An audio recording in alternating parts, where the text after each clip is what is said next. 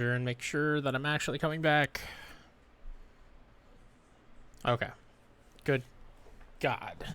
As soon as they start showing games, it crashes. Although apparently I crashed like 7 minutes ago.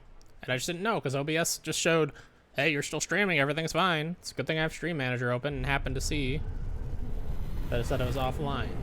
Good God. So we're a few minutes behind in the stream now, but I'm sure there will be ample opportunity to skip things later and catch up. But let's watch some of these games. Let's actually put the Switch in sleep mode and pay attention here to this indie showcase.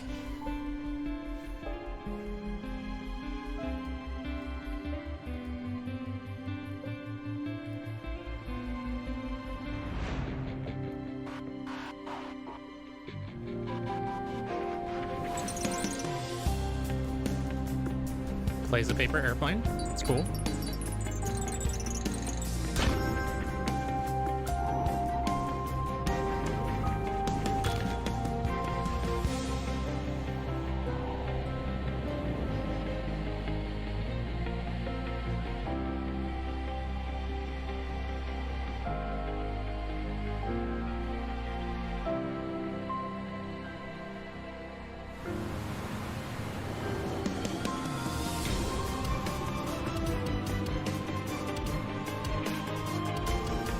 Doesn't really seem like something I would play, honestly, but it's interesting.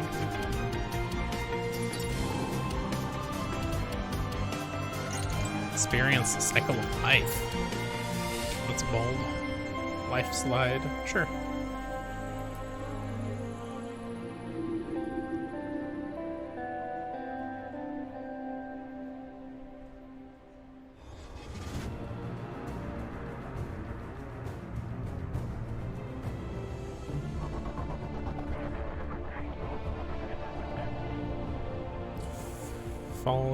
Either Falling Frontier or Frontier Falling. Can't tell. Grand strategy game.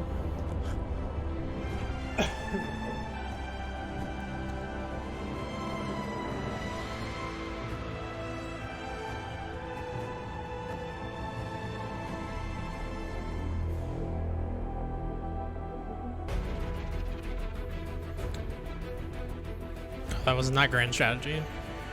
That was what they call that 1X, and this is 4XM. Familiar with 4X, I've never heard, and Grand Strategy, I've never heard of 1X. Grand Strategy I usually hear like in board games. Oh, RTS is what Falling Frontier was, okay. Did not look like an RTS, but sure.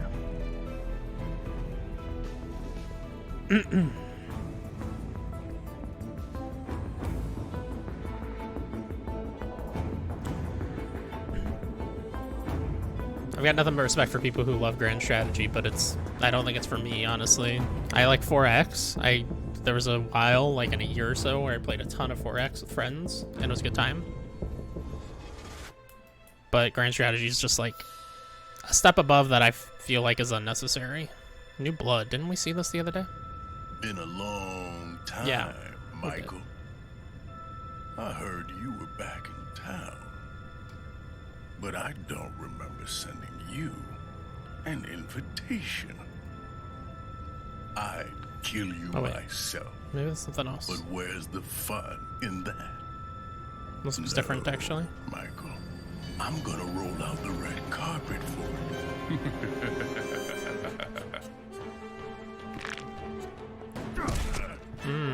Okay, yeah, we saw this in like a sizzle reel. I'm not interested in playing it, but it looks interesting, like art style wise.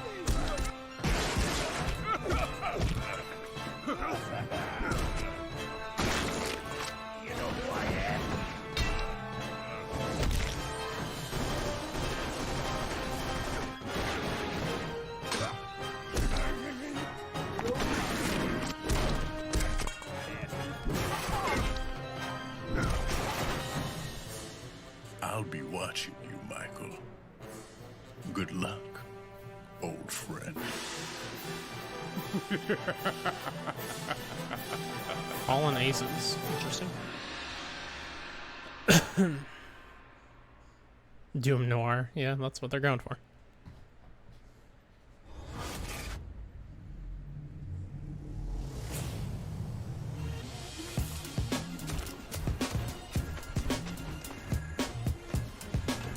this?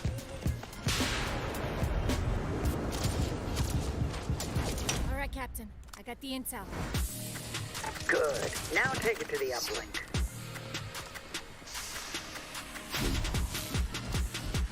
Ahí está vaina.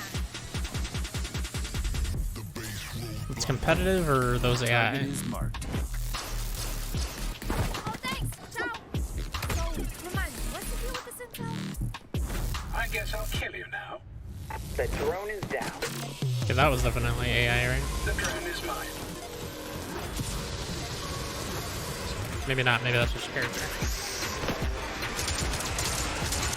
Okay, yeah, this is totally a competitive Armor game. activate.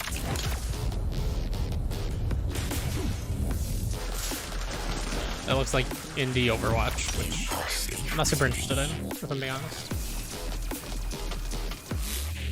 Connection established. Execute protection mode. All right, I'll download the data. Now, you know what to do.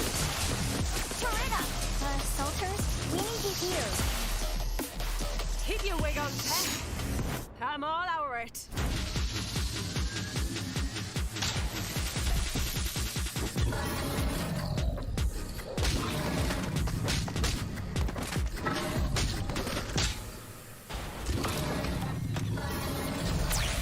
So, what we're gonna do with the intel? We need it for the job. that shark you know, man? the heist, larceny. Larceny. More like Larcenauts. Oh, I see.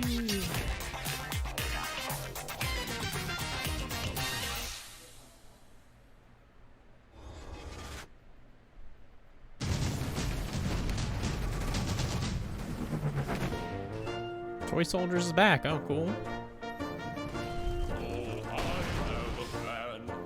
I know people love these games.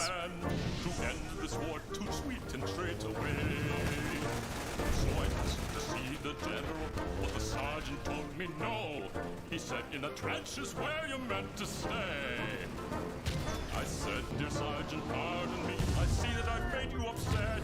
But let me tell you my plan to save the day. Oh, let's try being a little nicer. Let us all agree to disagree. Why don't we send some flowers to the Kaiser? And then we'll all be home in time for tea. Oh, let's try being This song is so weird. you catch more flies with honey, don't you see? If the brass would change their tone, then we could all go home. But the generals never listened. The generals never listened. The generals never listened to me.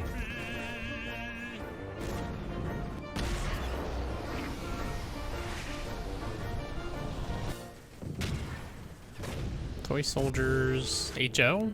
Is that the name of that? That was Ooh, tough. I like this art style. Hamilton, some Kind beast of. is Ooh, looking at us. I don't like that thing. Whoa, would you look at that? Mm-hmm. Mars is one heck of a planet. So green and beautiful. It's an interesting art style. Be careful, sir. I don't like the whole game taking place in a ship. Yeah, no, I don't love this. Man, with all the hype indie games I've seen over the last 4 days before today, I expected the showcase to have a lot of stuff for me, but so far, not really.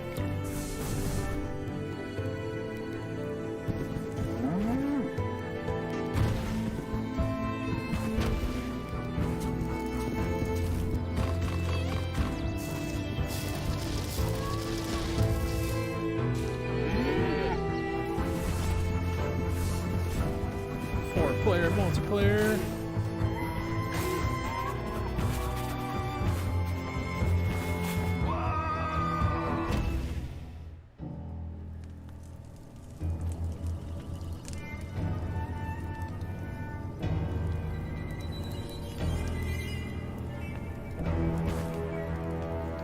Whoa, Demon Cow. Moolander, okay. A good name. Yeah, there's that. Game developers are creative, passionate, and driven. We tackle new technologies and overcome many challenges in the pursuit of our creative vision. At the IGDA, it is our mission to support and empower all game developers around the world. We provide community, mentorship, research, knowledge, and best practices. We're here for you when you need it, so you can advance your career while keeping your health. Join us and help make our industry a better place for all of us, now and in the future. Help make a difference and join the IGDA.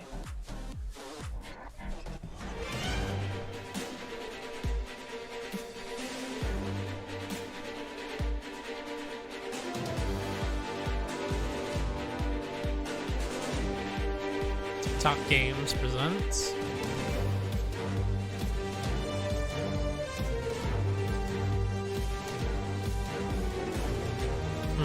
Again, this looks a little generic, which is not really what I want from an indie game. I mean, honestly, it's more that it just does not look like my kind of game that I would play. Because, I mean, I play indie Metroidvanias a lot, even though a lot of them aren't super inspired or anything. They're just, I like Metroidvanias, you know?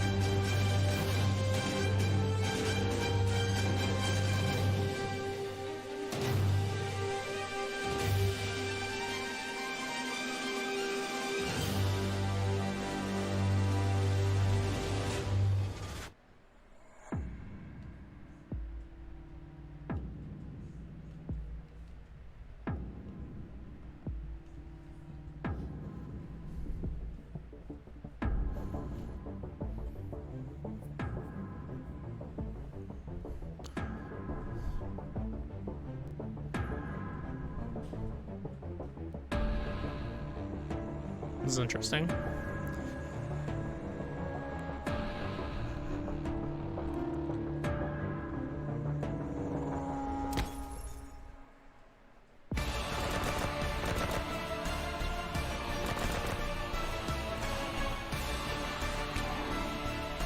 Like isometric hardcore military shooter.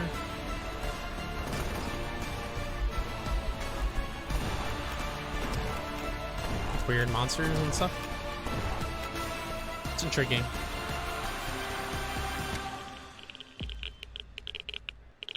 Tunguska. I didn't get time to even really see that name. Okay, cat platformer. Stray Energy, but not really. Doesn't really look like Stray. Ooh. Paper Mario, God, which one was that had that exact thing?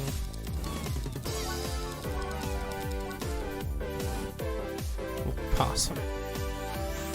The one on Wii, I can't remember the name of it.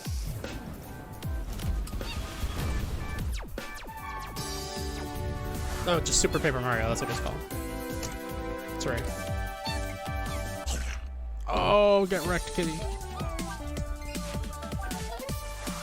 Honestly, still not entirely sure I would play this, but it's the best indie we've seen so far, I think. Neko Ghost Jump. Okay. Digital Yogurt. Ooh, art style. Extra Galactica.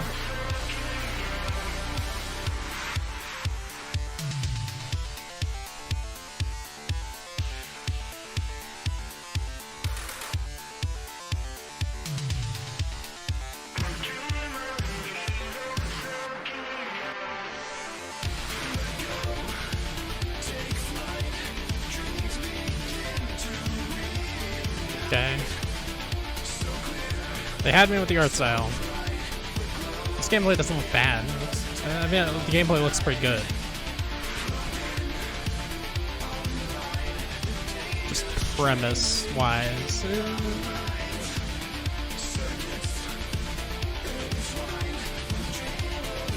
I don't know. Could be alright. That's the best I can say about that one. What are you really made of? That music got me hyped, huh? I was like, okay, I'm here for it. Anyway, we just looked at the indie game presentation, and that was all of it? wrote down a bunch of titles there.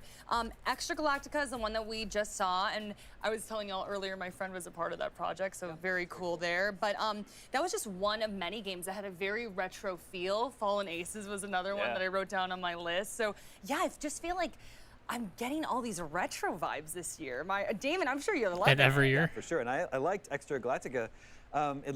First of all, I love the pixel art style, so that appeals to me. And it looks like the gameplay is a mix of shooter and 2D action platformer. I don't know, do you have any more information about what that game actually is? To be honest, he sent me like a 2-page email, so I'll make sure to pass it along to you, Damon, for sure.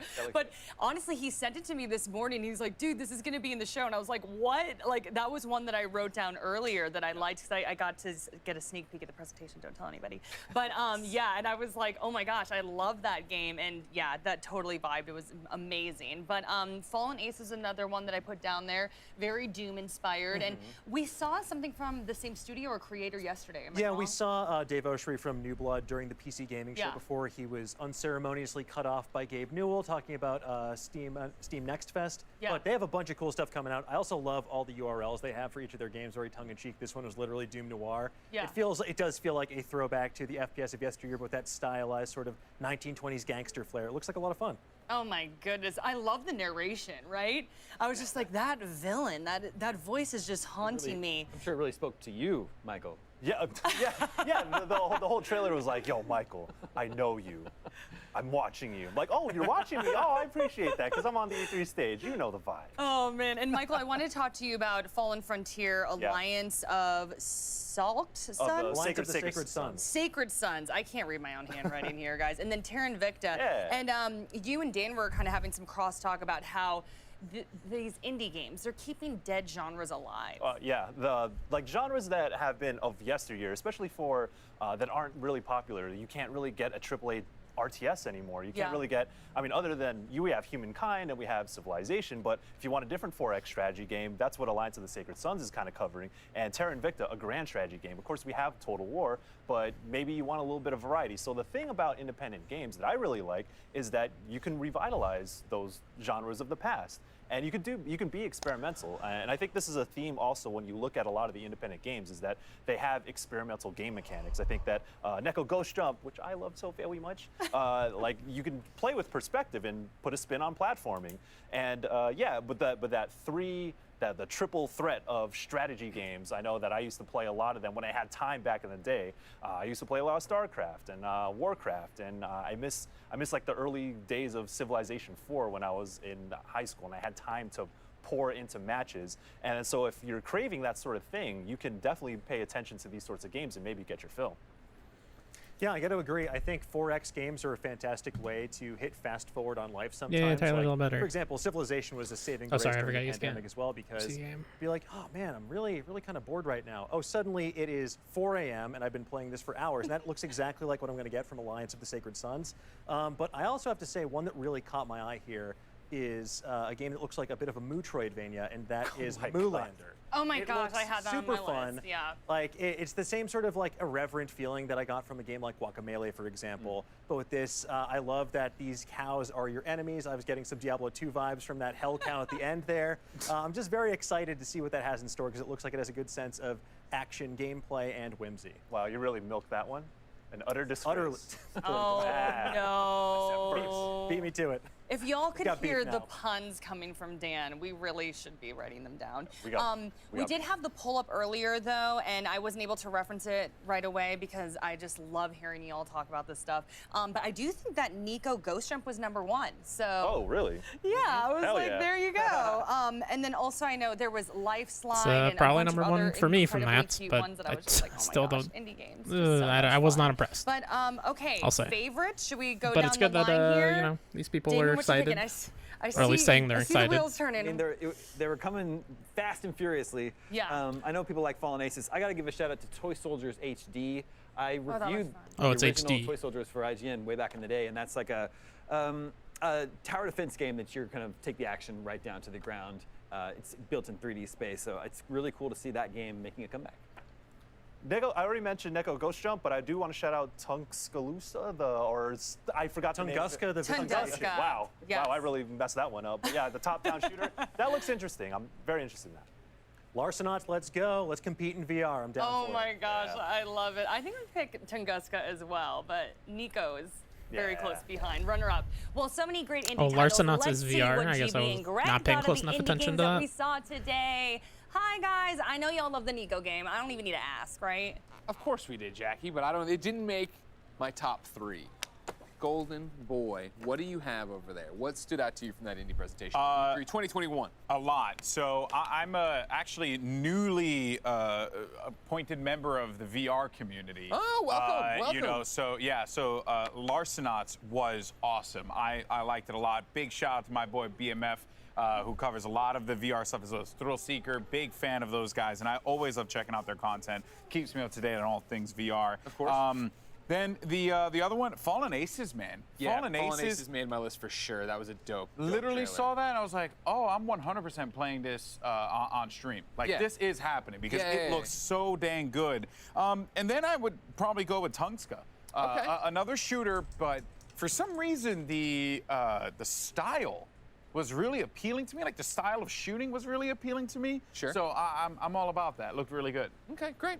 Yeah, on my list I put Fallen Aces for sure. Stylized first-person shooter, love it. That Doom LA Noire mashup, why not? Let's get out there and do it. And yeah, New Blood, of course, always being cheeky, as they said, doomnoir.com. Like, they really, I do feel like they like never do wrong. Like, the New Blood's great. They're a great studio. They know what they're doing, right? Exactly. They're in that vein of Devolver, where they have a personality and their games do too, and you know what that means when you see that, I think, splash across it.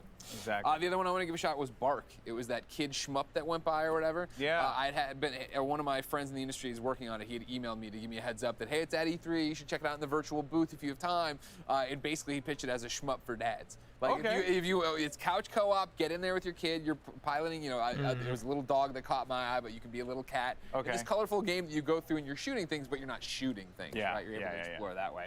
And then, for me, to echo what people said over there, Extra Galactica, right? Stylized. I mean, you do anything that's in a cyberpunk style world, and I'm literally there. I'm all about it. Great visuals. I feel like that is, again, you know, and everyone's going to look at me like, oh, there's a lot of like pixel art game stuff, but you think about what people have been able to create in these universes, in this style of artwork. It is gorgeous. And, you know, because Fallen Ace is also bringing back the stylized, cel-shaded approach, which was something that I fell in love with when I first feast my eyes on Jet Grind Radio. So there is really a lot of quality here, and this was awesome. Some great games I'm really looking forward to trying. Me too, ladies and gentlemen. What were your favorites? Let us know. Hashtag E3 2021 so you can get up on the big screen. But when E3 2021 returns, we'll have the latest from Freedom Games, Capcom, and more. Take a breath and hold on. We'll be back after this. Yeah, Freedom Games up next. Another indie publisher, so hopefully we'll see some good stuff there. Summer of Gaming has officially partnered with the ESA for E3 2021. IGN Summer of Gaming is now all summer long. From major press conferences and announcements at E3 2021 to the IGN Expo with exclusive gameplay and reveals to exciting first looks at the hottest new games and in-depth developer interviews, IGN Summer of Gaming has it all. IGN Summer of Gaming begins right now.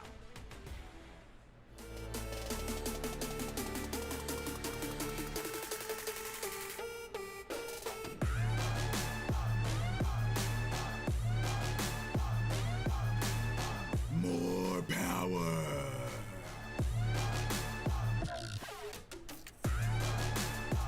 Don't have enough to buy anything else, huh? Oh my gosh. Arm wrestling sword, that's silly. Love it. Let's drink some tea. Fighting toxicity in games. There's definitely some kind of vibe that has built up over the years that, like, it's okay to be mean in a game.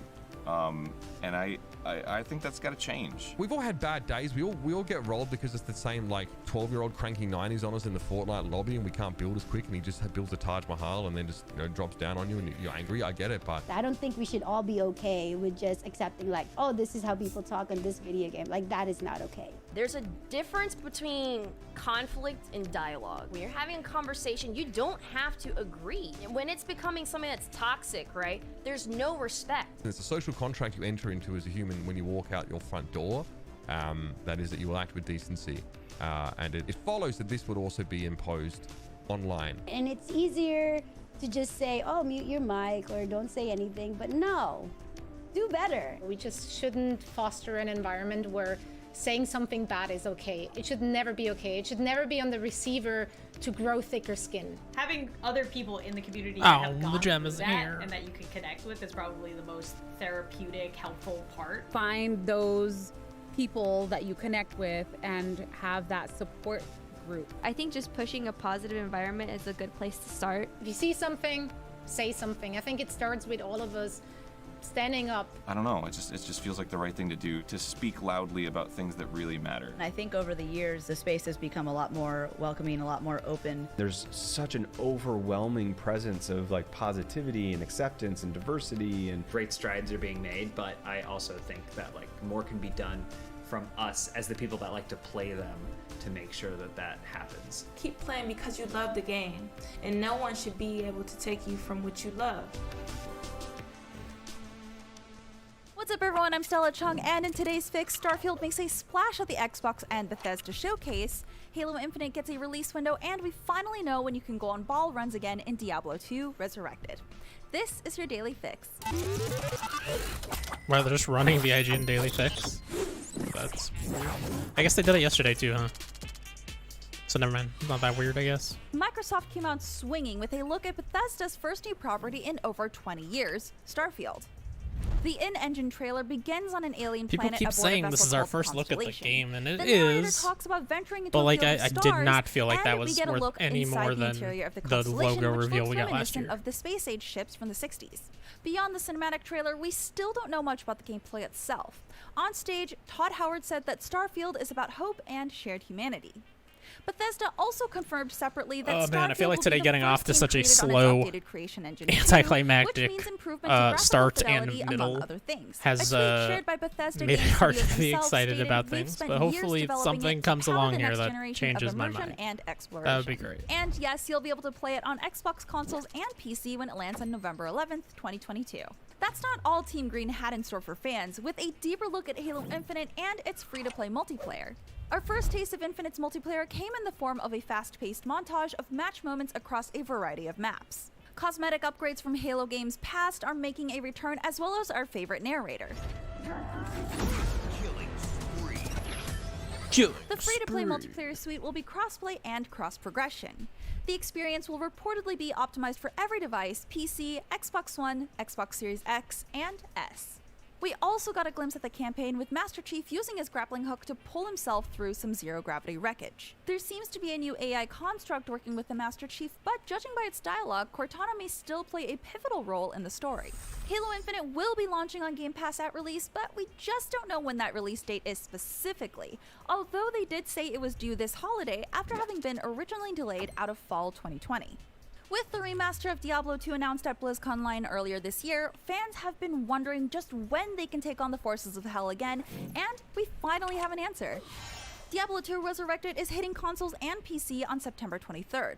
This HD remaster of the classic ARPG will be available on PC via Blizzard's Battle.net and Xbox Series X and S, Xbox One, PS4, PS5, and Nintendo Switch. It will include both the Diablo 2 base game and Lord of Destruction expansion. This follows a playable alpha in April, which looked pretty impressive. Despite a few changes, Blizzard is trying to stay true to Diablo 2's roots. If that isn't enough fire and brimstone for you, the remaster will be available standalone or as a part of a bundle, the Diablo Prime Evil Collection.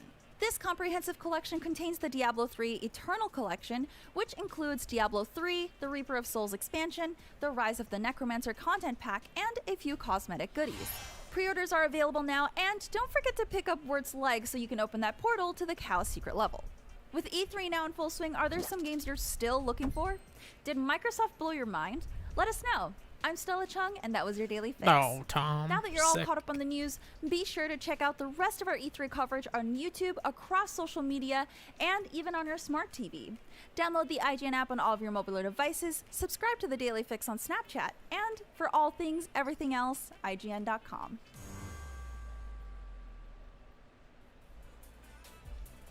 Welcome back, folks. Freedom Games is our next developer coming up. And, you know, when you have games that are like called Cat Cafe Manager or Dog Shelter, I think we can assume that things are going to be pretty fun. So, folks, here's Freedom Games.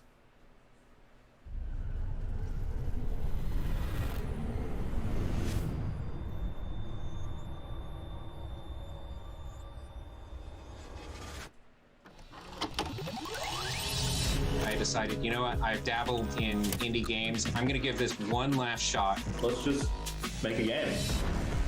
It felt like jumping into the deep end. I realized that Freedom making games is games. like a real thing that you can do. It's just so, that's the word, is liberating. We owned this project. We just want to make a fun game.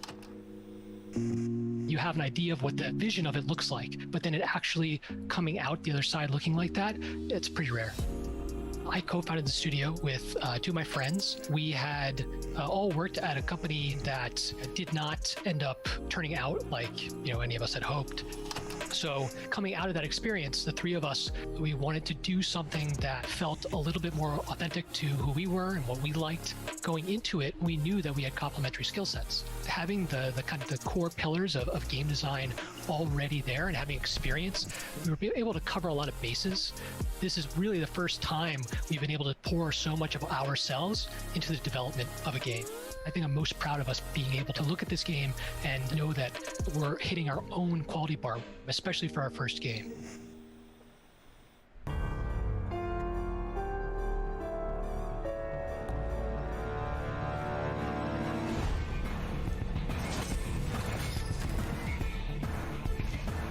This game does look cool.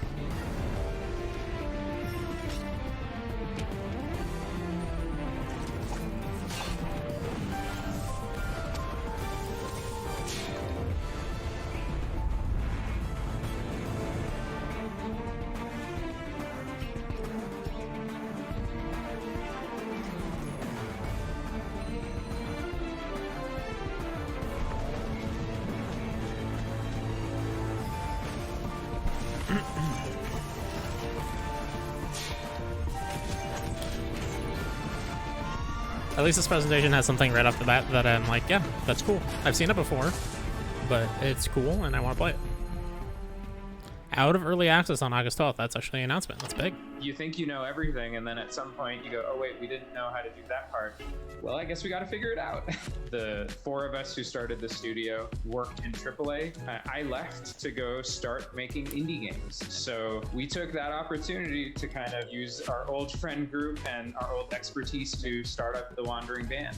And it was the first time that all of us felt complete creative control. That was fun. It was a challenge. It was also scary at the beginning. On a AAA team, you have technical artists and a dozen animators. I think the biggest challenge for us was trying to learn new skills and new parts of the game development process without ever doing it before. But I wouldn't trade it away. I think it's the creativity and the creative freedom is totally worth it.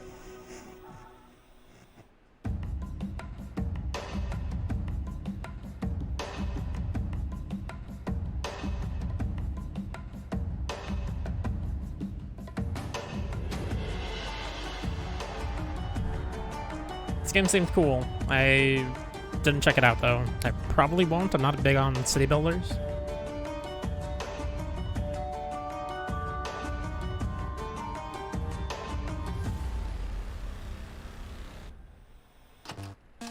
The retro games. These were our favorites, and we tried to combine a lot of different elements from different games and give it a unique touch. A shout out to our community. They helped us translate the demo. They helped us get out the word. The demo has been played over 1 million times. It's just great to get a community like that. They helped us make Corman what it is.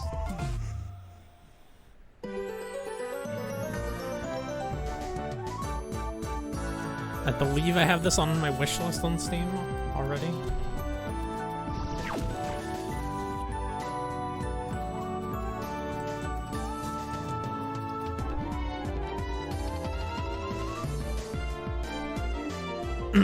It's obviously Pokemon-like, but I like the creature designs and stuff.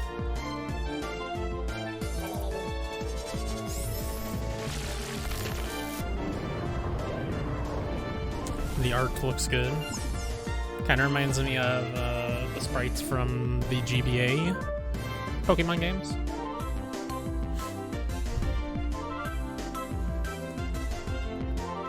Yes, I do still have it on my wish list. Coming soon. That's all it says. But maybe we'll get a release date here.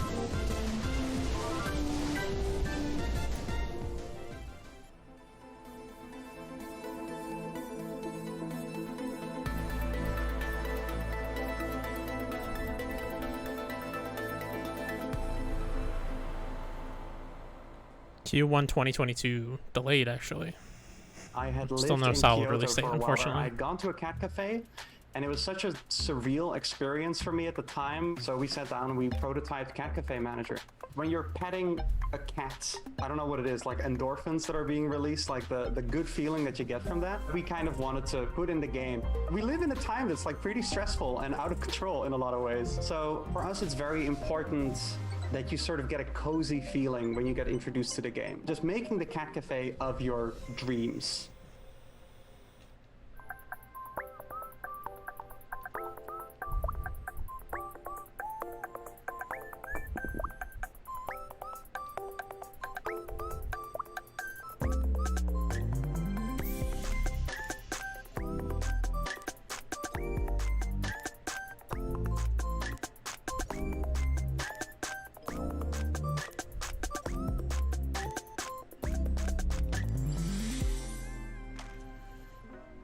That seems fine. I'm from a really rural town. Seems so is cute. Tanner, It's the wholesome, other lead for sure. I developer think it on was the at game. the We've been Wholesome together Direct.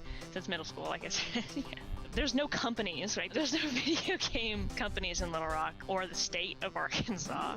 So we decided to just be the first. To the Rescue is where you play as somebody working in a dog shelter and taking on all the responsibilities that entails. People love dogs so much, but this is also about raising awareness, right? It's both of those things. There's diseases that can appear in the shelter. It's dirty, and adopters only want the cutest puppies, and they don't want the old dogs. Essentially, I just want people to walk away with more knowledge about the things we're representing.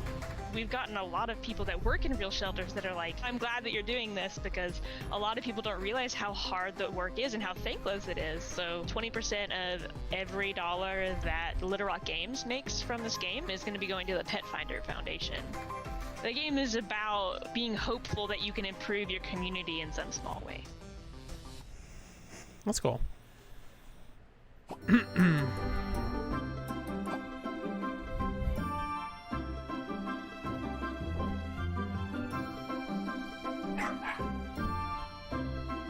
Keanu.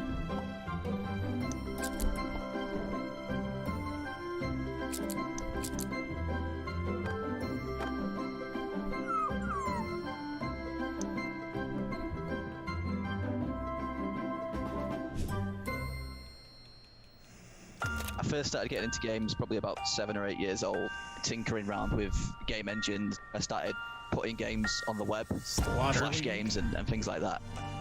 I always liked the idea of really silly deaths, characters getting blown to bits in like a cartoony way. It's usually an area of frustration, but when you can see your character's head just flying off and blood's going everywhere, it's like you just got nothing but humour there. Sure gonna feel bad in the morning. I come up with the idea of having like a Ninja Warrior / Total Wipeout death competition. I was actually working 2 jobs at the same time as developing the game. I'd have all these fantastic ideas while I was there.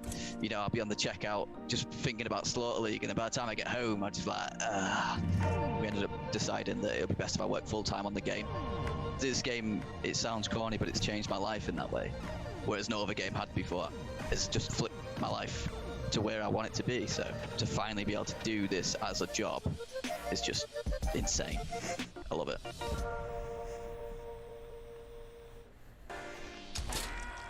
This is definitely like a good, just relax, chill in the evening, play with buds, laugh at stupid stuff kind of game.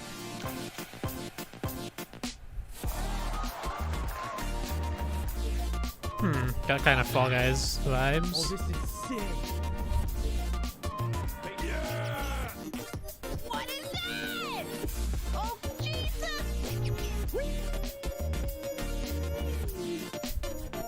It's gonna be an absolute show. I was pretty laid back in college. I did just fine, but I worked on Dark Deity. I didn't work on my own work. None of us have ever worked on games at all. So for the majority of development, I worked on it in the dorm, yeah. And we would sort of just sit in the dorm room, just like, you know, typing, working away. I learned how to code for like a whole week. I just didn't leave my room. That looked like Fire Emblem. Oh my god, this is Fire Emblem Clone. Hold on, I like this. You know, where we're at. This is old school Fire Emblem. 2 of us haven't even graduated college yet. To be at E3 is pretty exciting. I like that one a lot.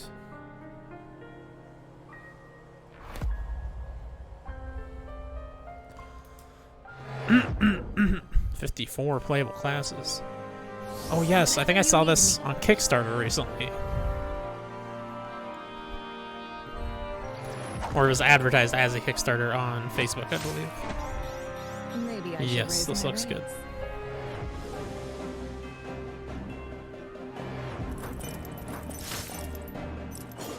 Grave wounds. Ooh, I don't like that. Weakness has consequences. This would make for a fine tale.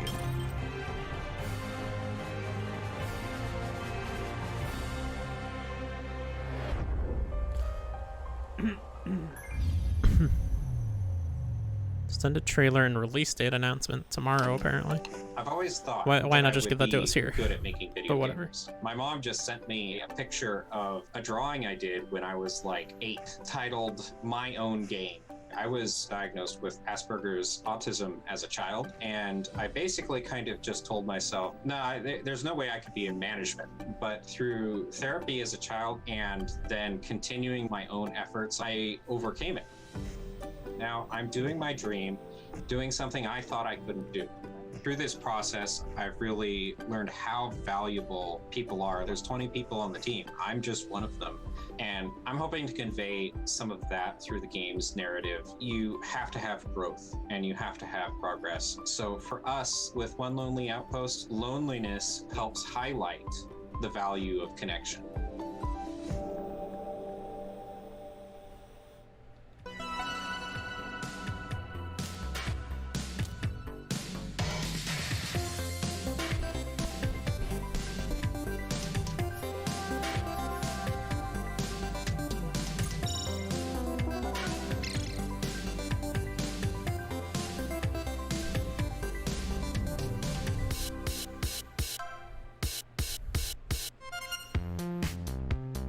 I like the art style. I just don't need any more farmy simmy games in my life at the moment. Ooh, now they're gonna just show a few in a row, it seems like. Oh, buried beneath a sea of sand by a tormented god. Ooh, art style, good.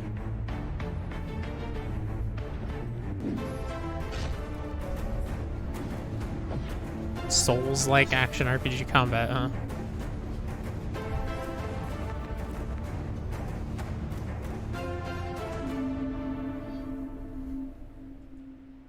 Sands of Aura? That looked kind of cool.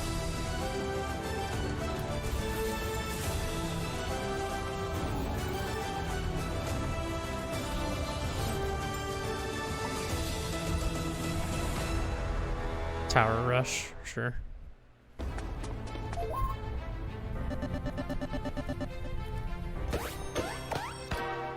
Okay, I like this.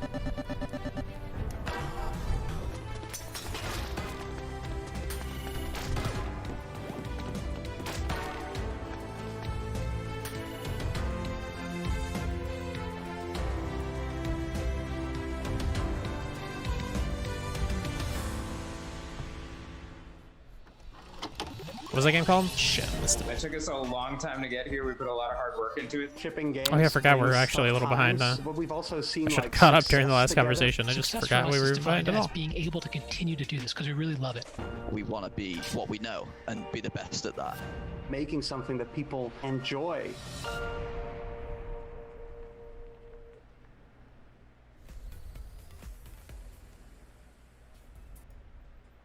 Yeah, we're gonna rewind a bit so I can figure out what the hell the name of this game was. That took us. Anuchard. That took us all. Get back to where we were. And then it's probably just gonna be them talking about stuff, right? Thank you, Freedom Games, for that showcase. Let's get caught up. Passionate. Thing that an extension from the indie showcase that we saw, like Sure. a lot of experimentation. Exactly. Yeah. Yeah. Even though we saw some things that are kind of like, oh, that reminds me of this, that reminds me of Fire Emblem, that reminds me of Pokemon. They're still putting their spin on it, and like I like to see those kinds of things in those games. Everyone has an inspiration, so it's like I want to make the game like make something similar to the game that I love. So it's all this evolution. I mean, like, think about One Lonely Outpost, for example. Yeah. We were joking around like, oh, Space Dew Valley, because it does look Stardew Valley inspired, which in turn is inspired by Harvest Moon. So there's a lot more that you can do with this kind of genre, this type of game. No one really gets to be sort of the be-all, end-all of that category or genre, and I'm excited to see what they can offer here. So it's nice to see a lot of these indie developers wearing their influences on their sleeve. I was really excited about Slaughter League, for example. It looks like that kind of competitive madcap fun of a game like Fall Guys, for example, but with the kind of murdery chaos you'd expect from like a Smash TV or like a, I'm blanking on the name right now, Meat Boy. Oh, yes. And it's funny you mentioned Meat Boy, right, in the panel before, right? In the panel we got one, before, Jules. where they were doing the indie games conversation. Ed McMillan talked about the fact that the power of indies is that you don't have to appeal to the mainstream. And I think that's why this one stands out in terms of a conference so far, and we can all find something else to hone in on, right? Where it's like, yeah, I don't know if To the Rescue, a realistic, sim about running a rescue operation for dogs and cats would stand out in or make sense for a big publisher who has to get a big return on their investment. But for this team here that wants to do a dog shelter and wants to have this stuff and wants to get profits out there to people and help, it's great. It's smart of Freedom Games to, in addition to showing trailers or gameplays for the games, to actually put the creators in front of the camera as well. Indie games can be so much more personal. It's so much more one person's vision or a very small team's vision. Totally. Yeah, one of the things I loved about it when you were watching their To the Rescue is they showed them at PAX, right? And if you've never had the chance to go to a PAX, I urge you to do it and then go to the Indie Mega Booth when you can go to things again. Because, getting to sit there and get a demo from somebody like, oh, what do you do in the game? You're like, oh, I make the game. It's the most personal way and the best way to get it. Ladies and gentlemen, when we return, our friends at Venn will give us a special edition of their series, Origin Stories, featuring 100 Thieves founder and CEO Nadeshot. That and more after this.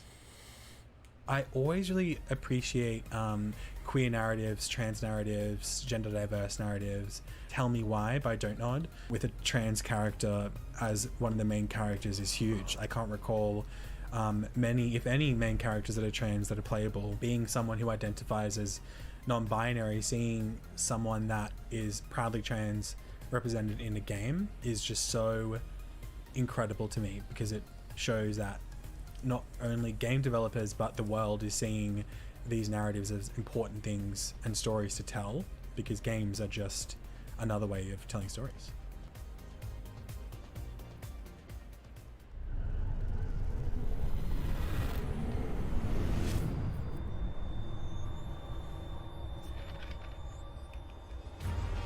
Innovation.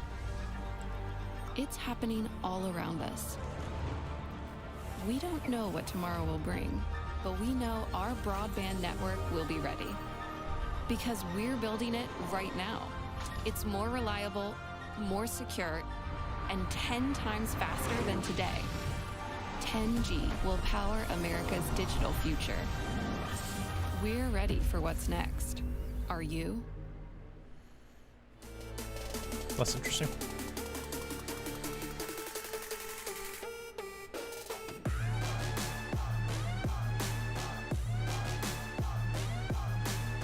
More power. Tyler and Tom always fighting. True to life. Not really.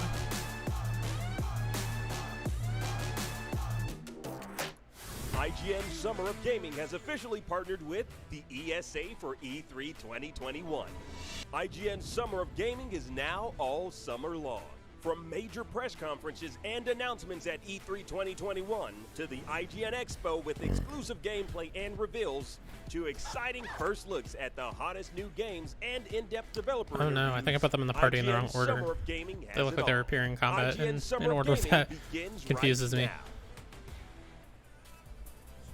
Welcome back, everybody. Hello. Now, we know a little bit about this topic, don't you think? Thing or two. In esports, the scene is becoming more than the teams, though. Esports orgs are making content, making apparel, and building a brand.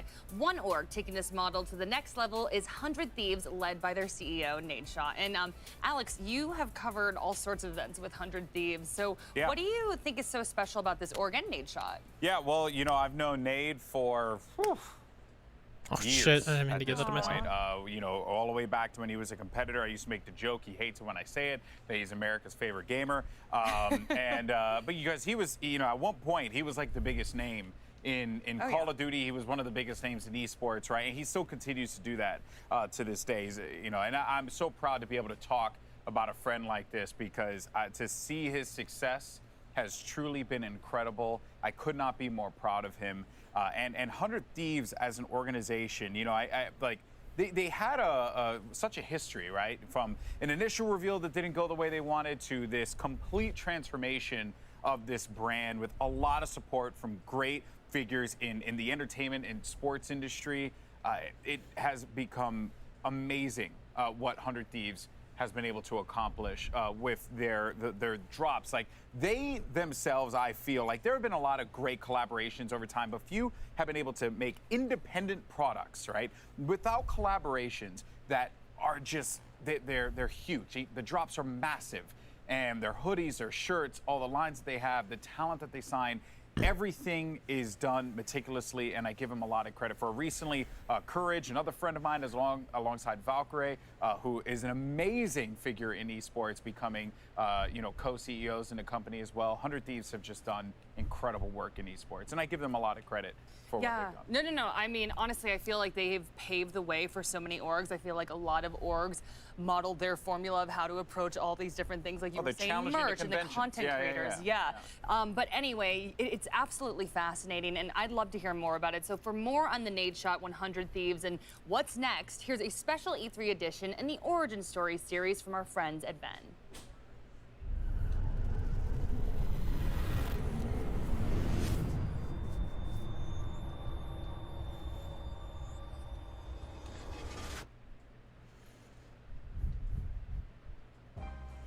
Okay, it's the then thing they were talking about, and it's esports stuff. My name is Hector Rodriguez, but you might know me as Hex. I know a lot of people in gaming and esports, and I will be bringing them into the studio to share their origin stories. 3 words that best describe you. Optimistic. Introspective. Whoa, you just put me on the spot like that. It's really about cracking the code. And that's the same approach that I had with FaZe Clan, right? It's like, here's this thing that is so special that nobody knows. When I walked into the job, this is sacred space. I am a guest here. I'm here to try and help align things, motivate, set new visions, get more people involved. I didn't start it, I didn't create it. You know, this has to be a very respectful entry into this party. I'm like, yo, what do you want from me? Yeah. We were 3 years in 4 months. And people were talking about, yo, why have you won a championship? You know how f***ing hard it is to win in League of Legends? Join us on Vent for new episodes, behind-the-scenes moments, and much, much more. Esports is 1,000% going to contend with traditional sports in viewership, which means dollar bills, y'all. Origin stories. Bro, this is Matt. Hi, Matt. How you doing? Good. Let's do me a favor. So what's going to happen is Hector will introduce you. Yeah. You'll sit down. You better give me the best introduction I can't even wait to give you the intro. The prodigal son. Dude. That was just stab me in the back.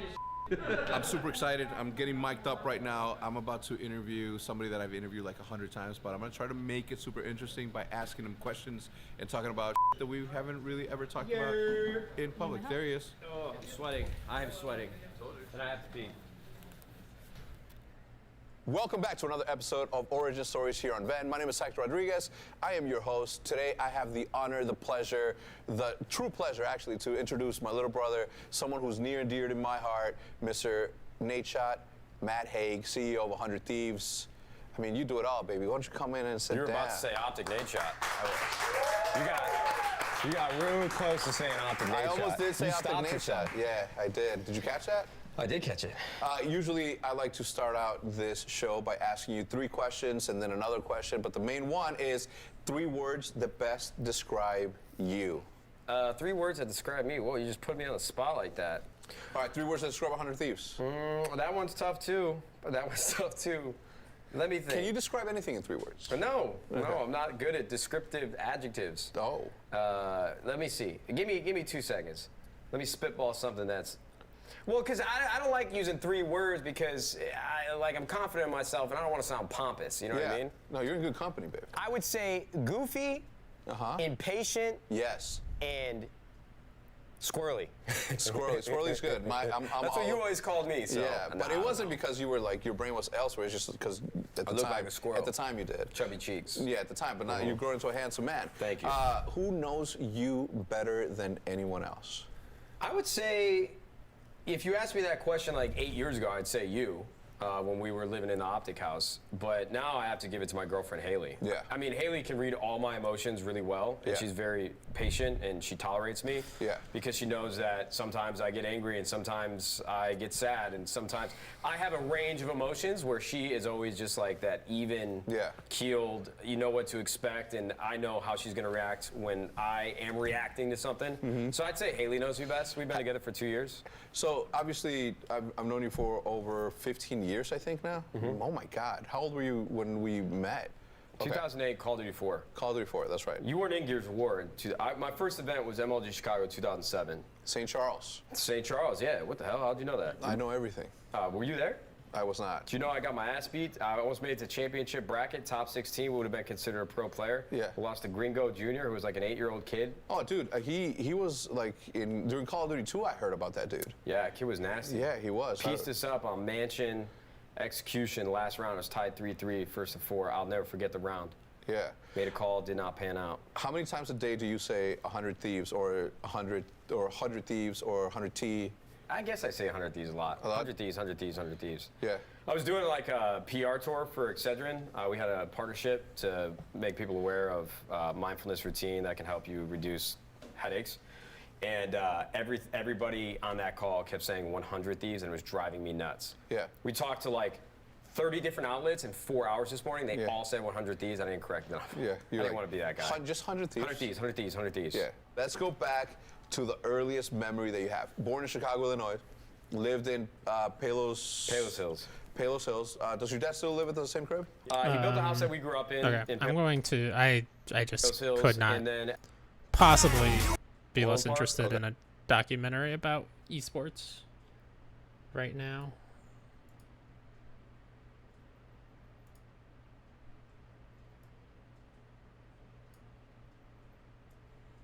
I'll keep this over here so that I'm watching it, and when this event thing is over, I'll put it back on. But for now, let's just play game.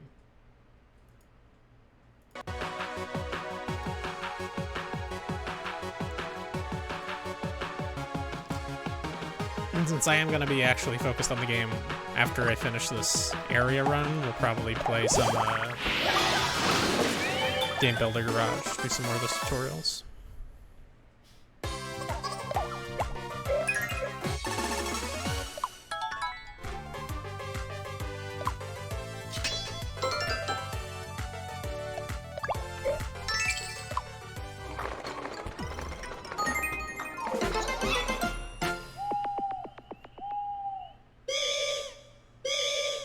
Who's sick now? Somebody on the same music? Of course. Immediately. Good lord. Spelunkers get sick all the damn time. Apparently.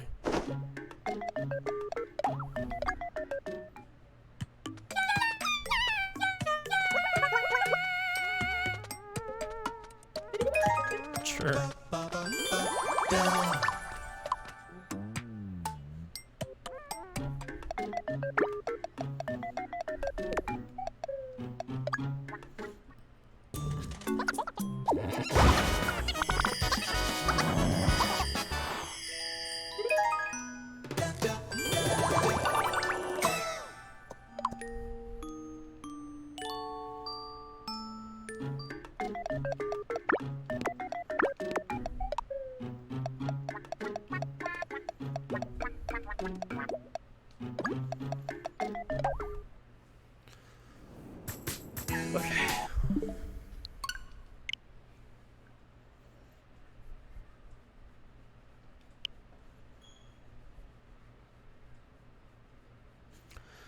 I'd play a little bit of Ratchet, but I don't really want to be in the PlayStation here. Just for an hour or whatever it's going to be. I guess it's going to be an hour and a half until Capcom.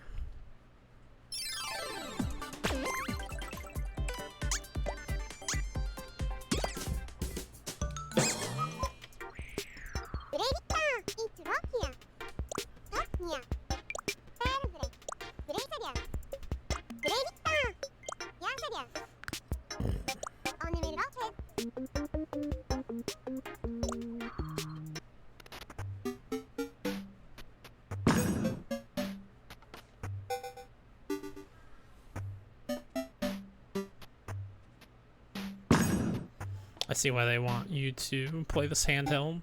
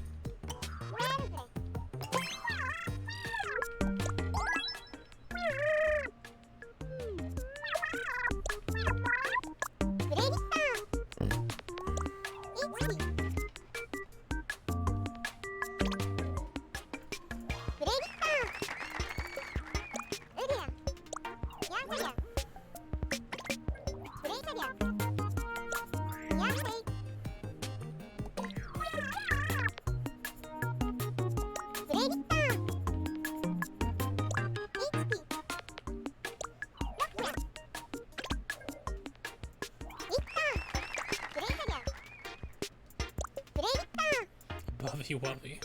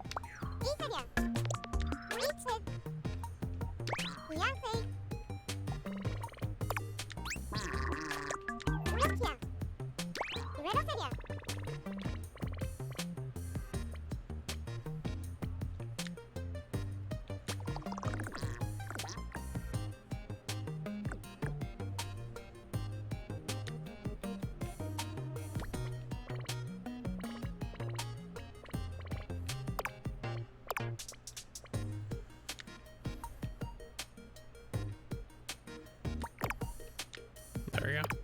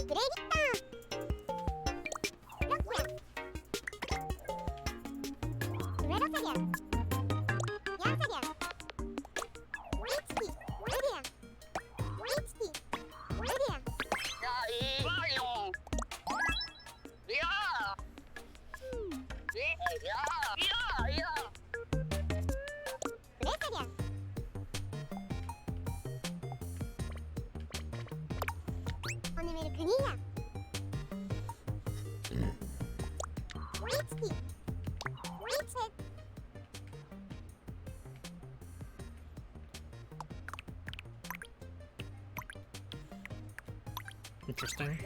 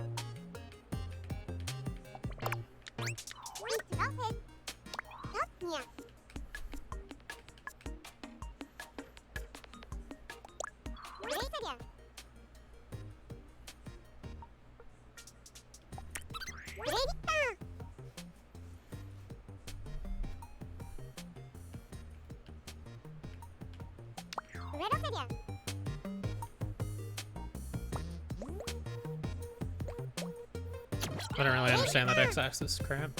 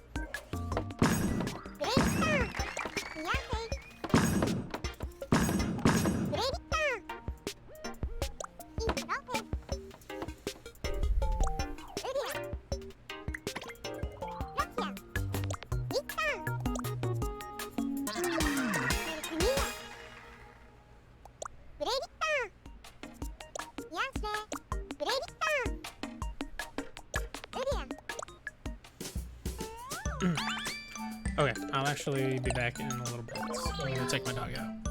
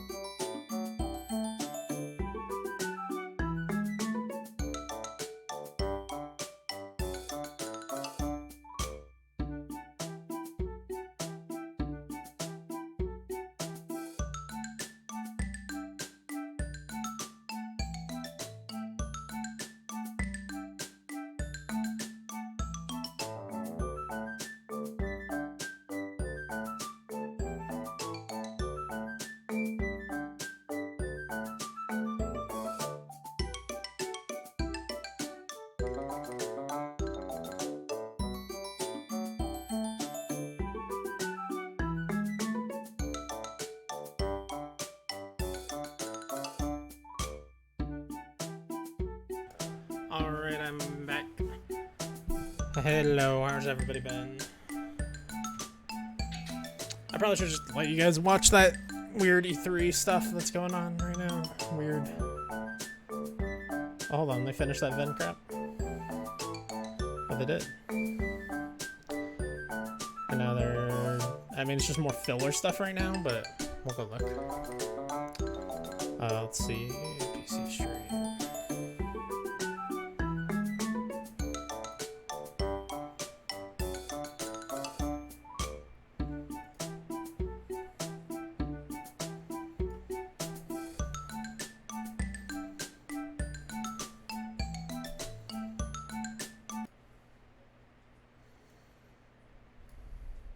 Alien freaking material. So the question is, do you have what it takes to build a thriving farm on an alien planet? Here's one lonely outpost so you can see for yourself. Okay, they're gonna go a little more in depth on One Lonely Outpost, it seems like. Which is cool. Just because this game seems alright.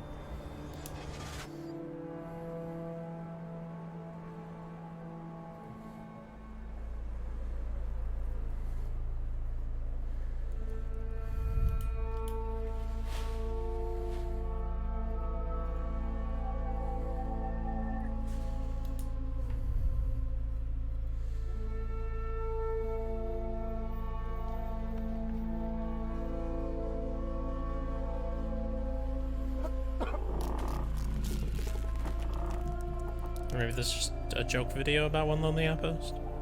Very confused.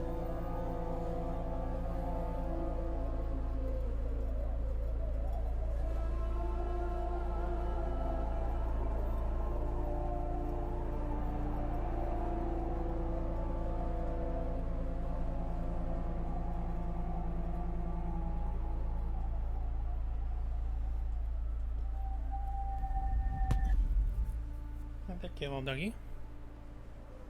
I gotta get a little doggy in here.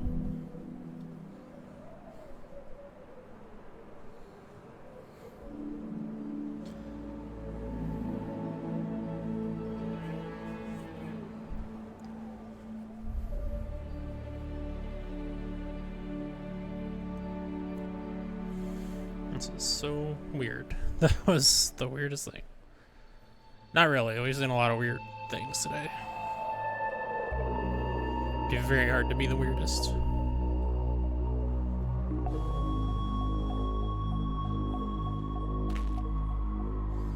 Alright, I gotta change up my team here because Ryan got sick.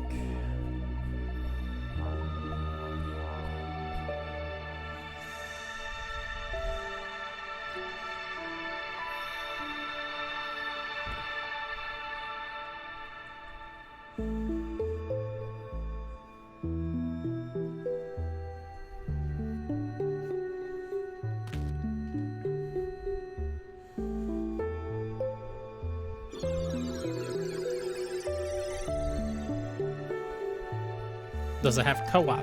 Is my question. Because I might play it if it has co-op. I love playing Stardew Valley co-op with my mom. So it's fun when I can find a game that she can get into.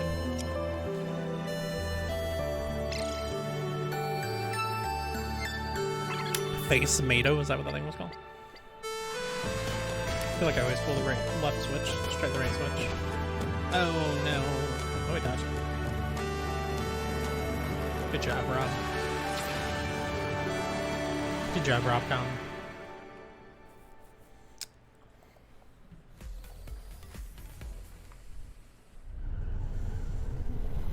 I thought that Ven thing was going to be way longer because there's no other showcases until Capcom at 2:30. Oh gosh, I'm glad that didn't go through. I almost accidentally used regular lightning. No, don't die. More power. Oh, that's cool. They even split the damage.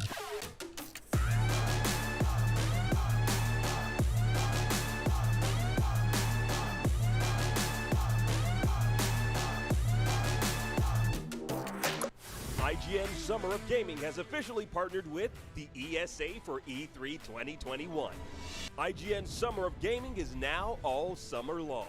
From major press conferences and announcements at E3 2021 to the IGN Expo with exclusive gameplay and reveals to exciting first looks at the hottest new games and in-depth developer interviews, IGN Summer of Gaming has it all. IGN Summer of Gaming begins right now.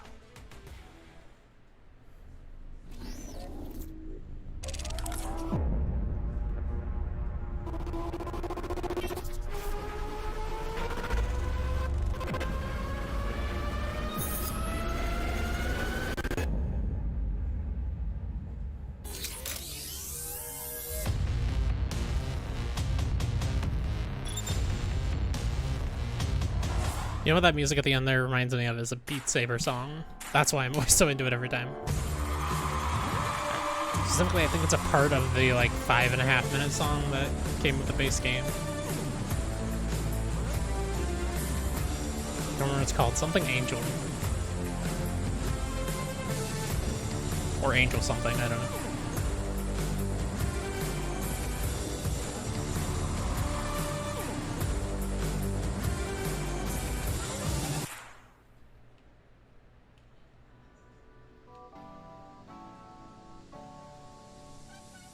Crazy to think about it now, like a dream dinner after we've all sort of been stuck inside. Oh, yeah, I for forgot so they long. were I'd giving stack you the deck with a few friends of my golden boy. I mean, I just, yeah, would have to have him at the table. I'd probably invite Pokimane. Valkyrie, just because she's a boss. Pokimane and Valkyrie, two amazing women that have done so much for the industry and so much for women. But I gotta bring all the voice actors from my favorite video games. Boy. The dude who says boy and the kid who plays the boy. How could you not invite Keanu Reeves? Vin Diesel or Henry Cavill.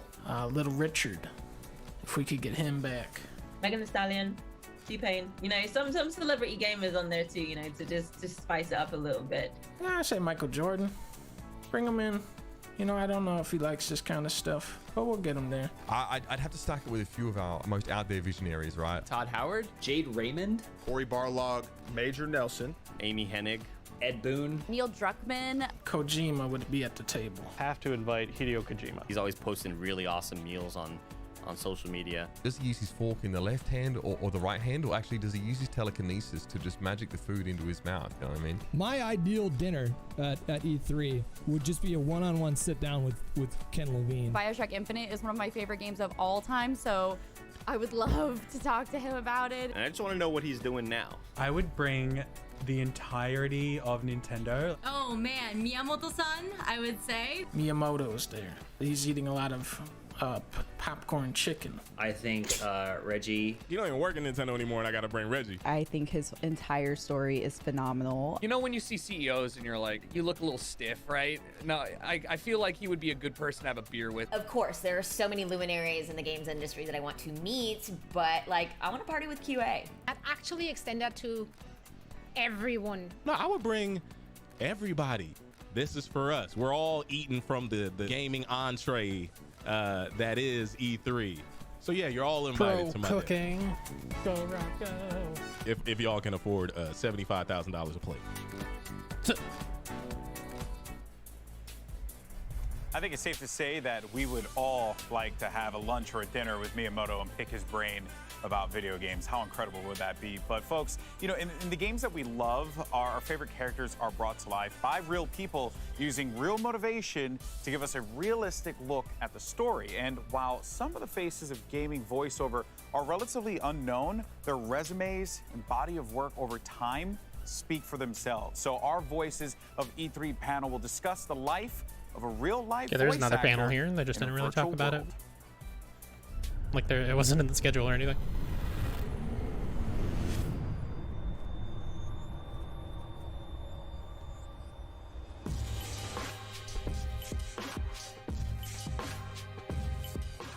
And here we are for the Wonder Women and Gaming panel with some incredible women in the industry. I'm so excited to be moderating this. I'm so excited to call most of them friends, all of them friends, right? Some of us are newer friends, but we're all friends. Which one of us isn't a friend? I know. Who didn't make the cut, y'all? Who did not make the cut? Oh no, You're all friends. We're all friends. All right, let me jump in because we have a lot to talk about, and I'm so excited to pick all your brains and get us flowing and get us moving. So let me introduce the wonderful women of this panel. Oh, I guess I should say what my name is. I'm Kritzia Bajos. I'm also a voice actress, on-camera actress. Yes, part of What the Vox with these wonderful women. But enough about me. Let's get to the women here in the panel. We've got Courtney Taylor Callie-Bourne, most famous for Jack and Mass Effect, Ada Wong in Resident Evil, Soul Survivor for Fallout 4, passionate about activism. She co-founded the online community of Nerds Vote. Amazing badass all around. We love you, Courtney Taylor. Thank you for being here. Thank you for having me. Anjali Bhimani, I have to say specifically, she is known as the international superstar Anjali. Goodness. Well, you know, that's what was requested. It's a super spy. Sorry, super spy. So even better. But I'll take superstar. I mean, either way. Superstar, super spy. Why can't we have both? Why can't we have both? Sure. She's graced the stages of Broadway, has illuminated your televisions in shows like Modern Family, Marvel's Runaways, Grace and Frankie, and one of my favorite shows of all time, probably the best show, arguably for me, is The Sopranos, among many, many, many others. In gaming, she's most known as Symmetra in Overwatch and Rampart in Apex Legends. Anjali, hello, hello. Hello, hello.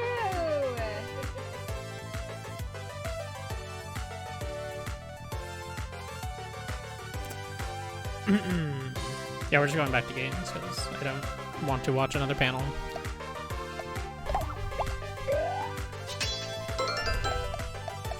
Like, I think this is just a part of E3 going digital. They kind of have to include this stuff because E3 has always had a lot of panels, and we get a lot of news out of those panels oftentimes, but personally, I don't like watch the panels. I just get that news later from news websites, you know.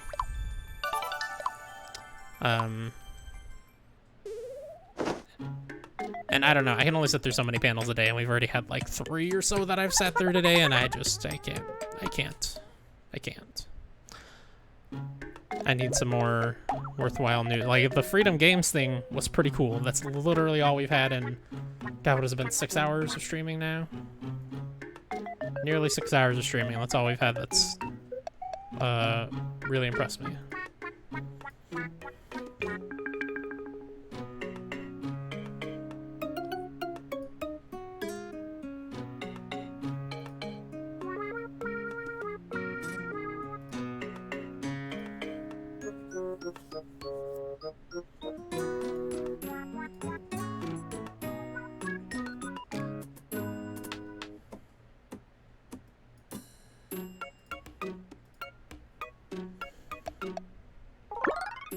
Oops.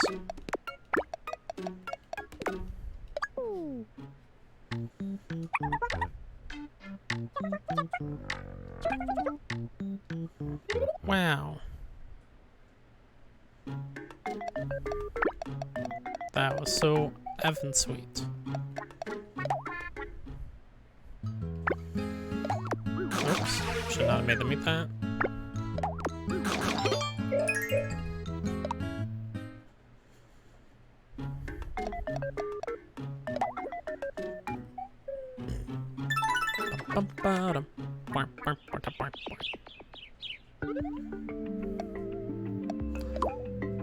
Still got one more route to do here.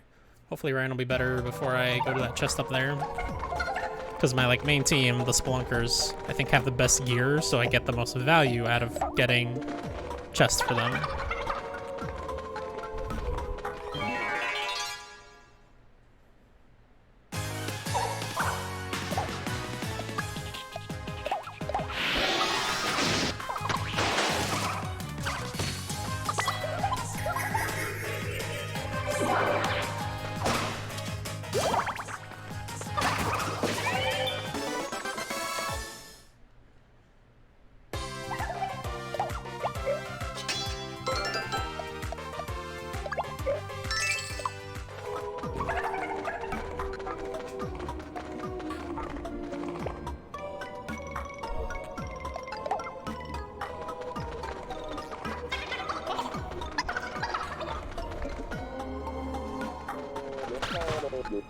Oh no.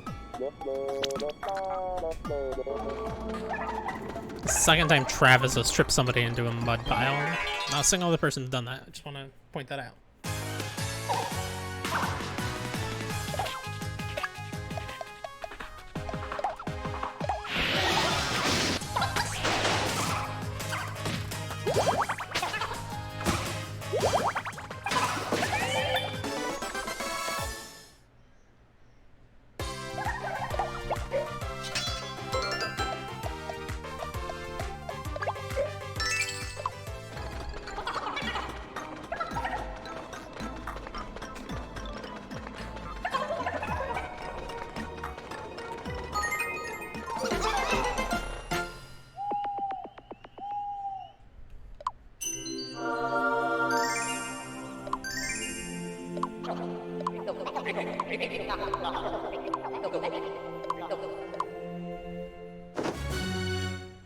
Hey, Rand's all better.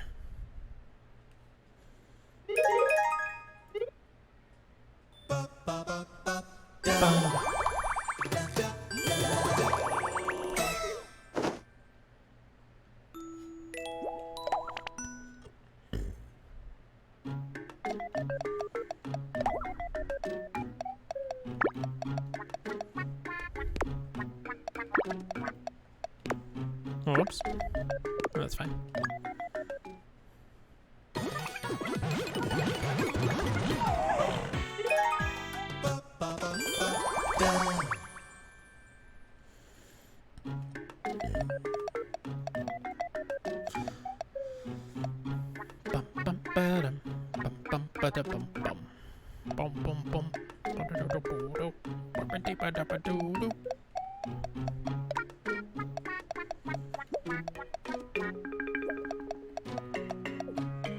I don't have the money to spend on anything, right? Nope.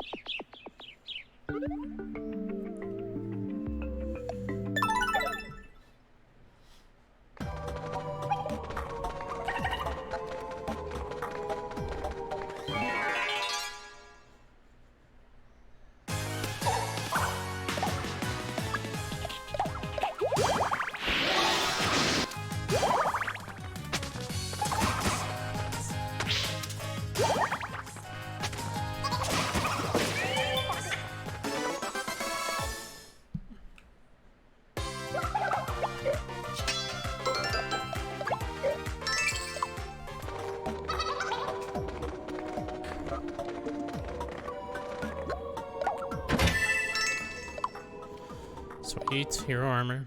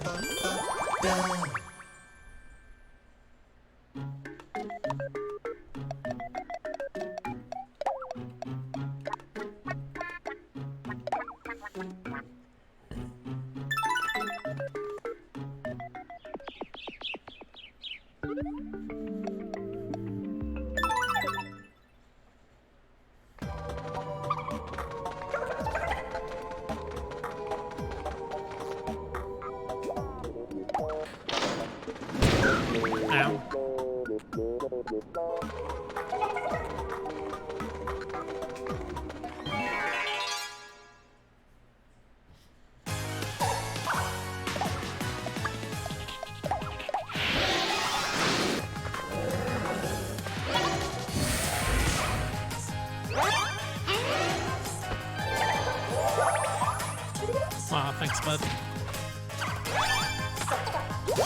Nice dodge.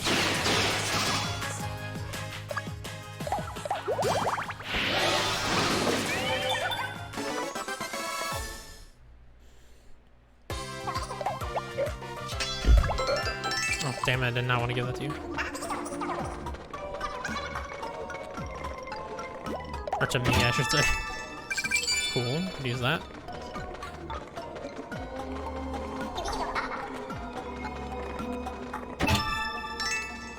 Dorky, nice.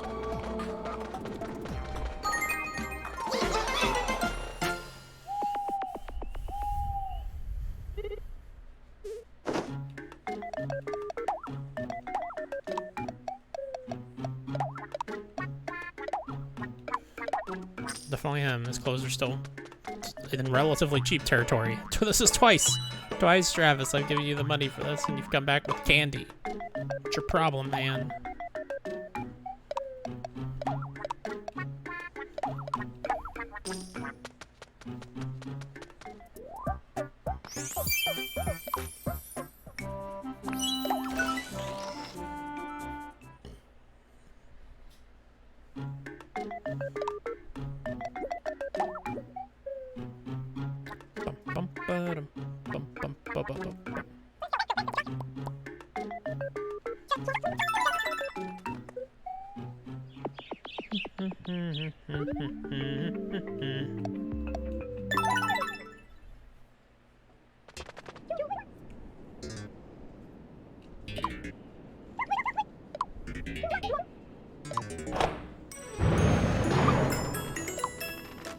Ta-da!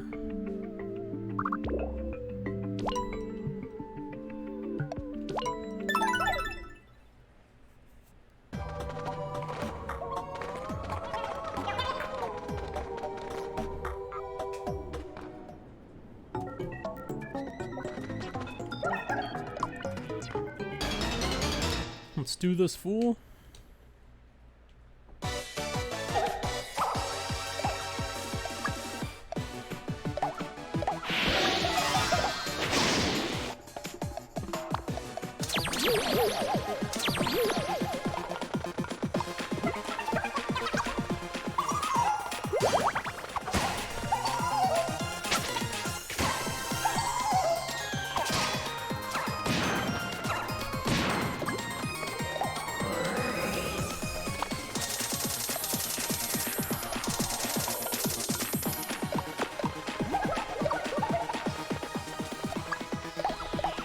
Oh man, he's already fucked.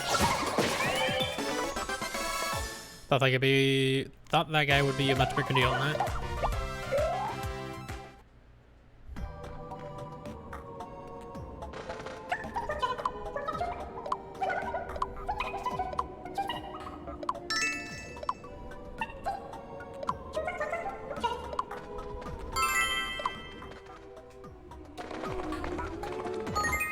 Oh, that was easy.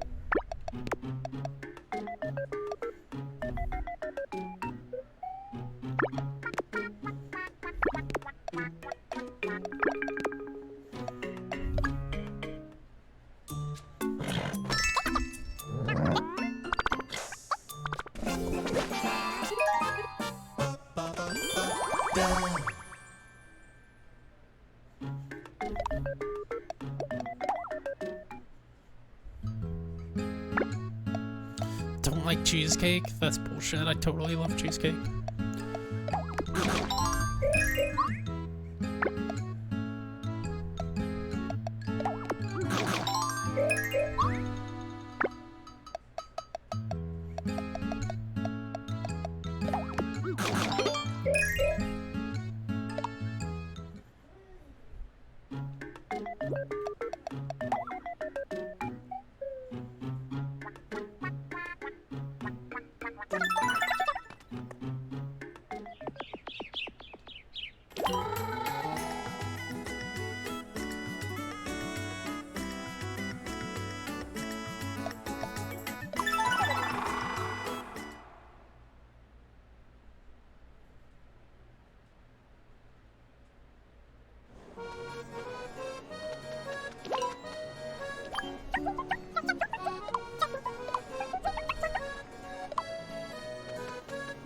Oh yeah, I wanted to go see the king, kind of, but I can do that in a minute.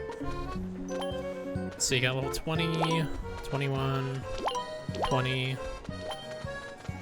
21.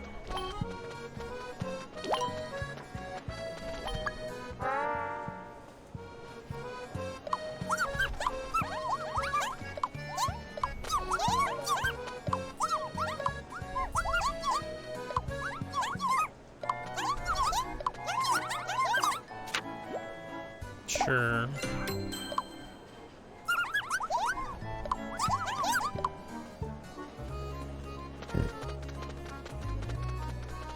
Sure, let's mosey, but first let's go see the king.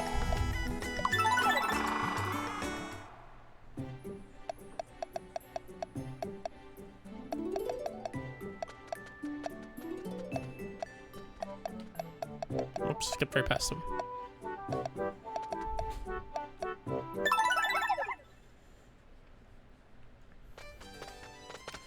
The panel's over now.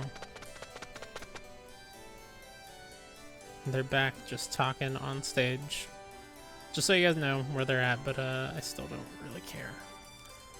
2:30, I believe, right, is when Capcom starts, so here in the next 15 minutes or so, we'll switch back over.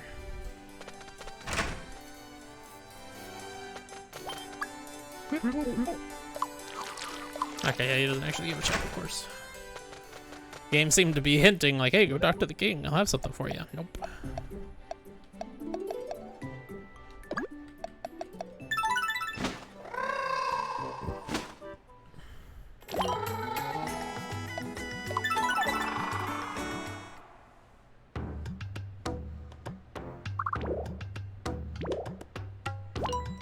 Let's see.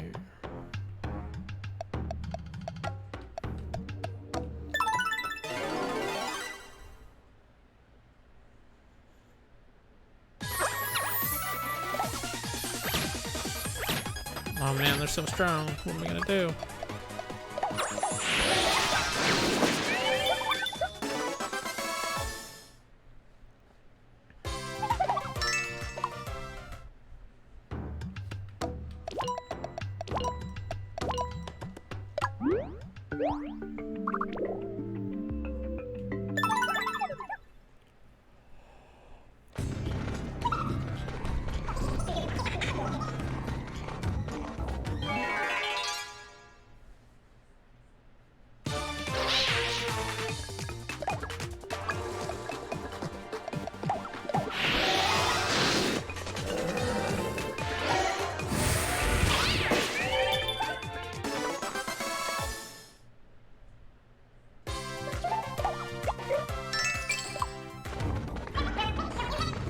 Excuse me.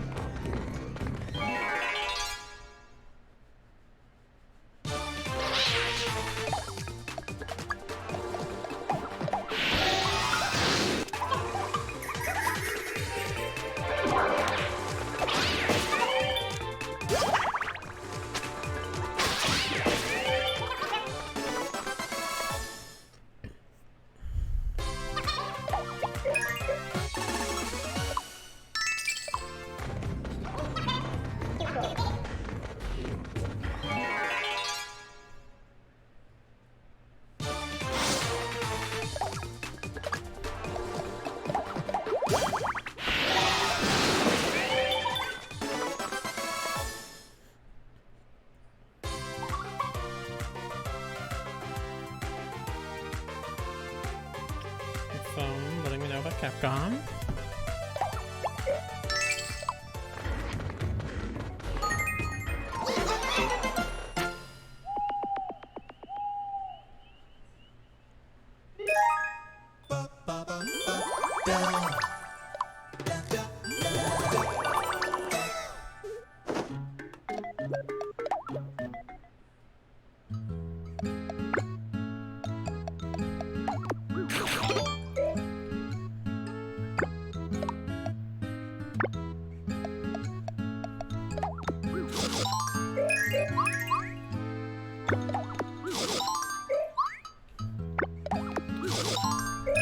Yeah, you have all that, Tyler. Good on ya.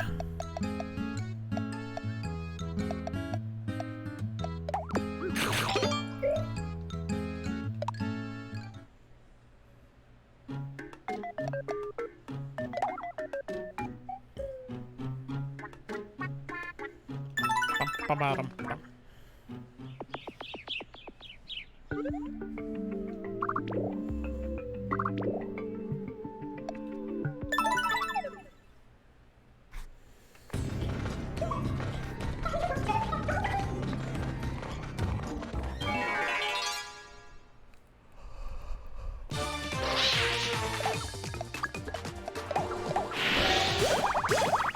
No, thanks for the help, gentlemen.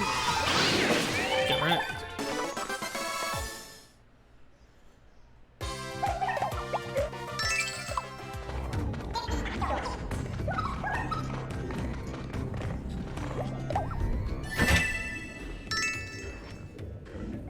Ew.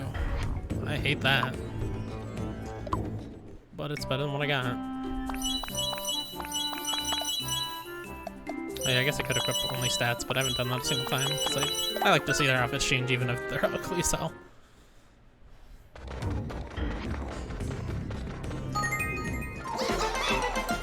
Got some crap going on with Rolling Stones now, like, ugh.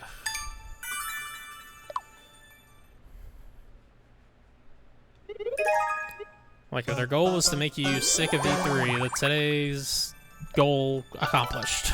Like, God.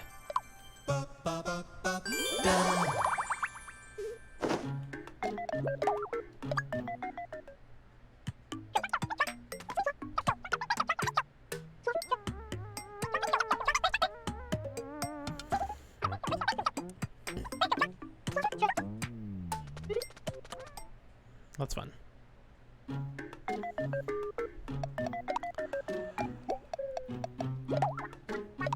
Wow, nobody even wants to spend money right now? That's crazy.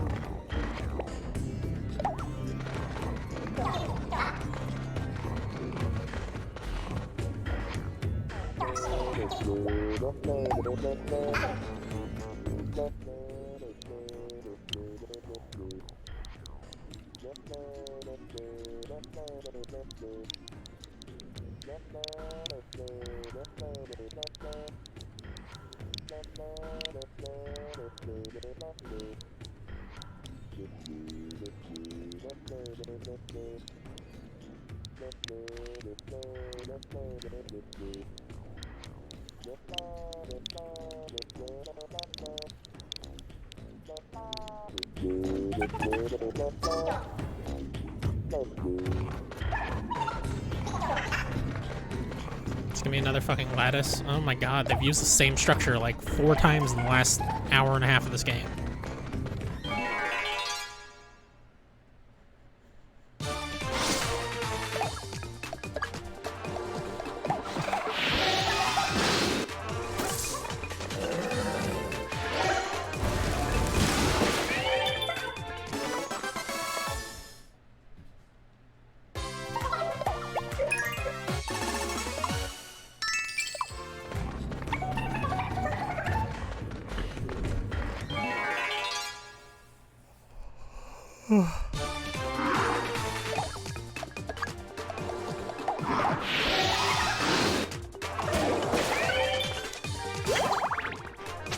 Nice fencing.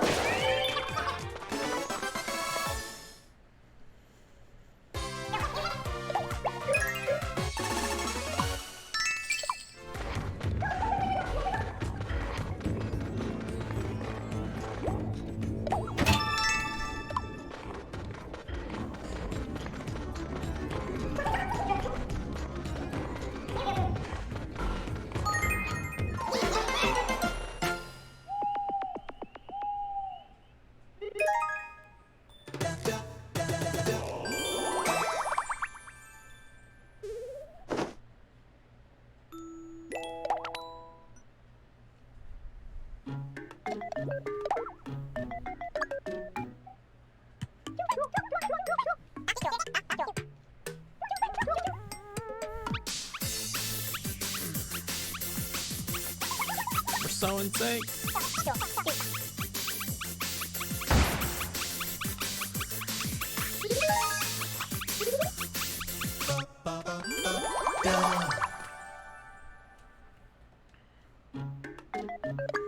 right back.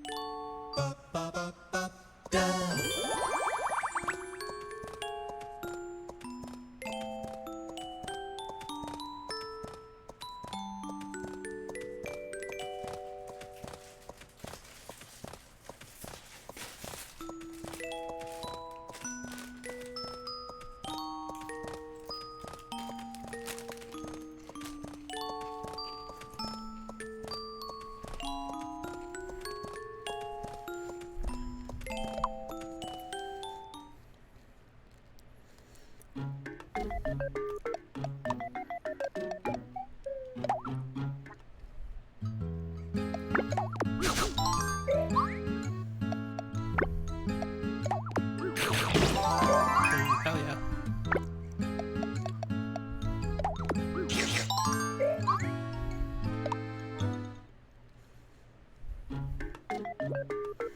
Ba-ba-da-ba-da-ba-da-da.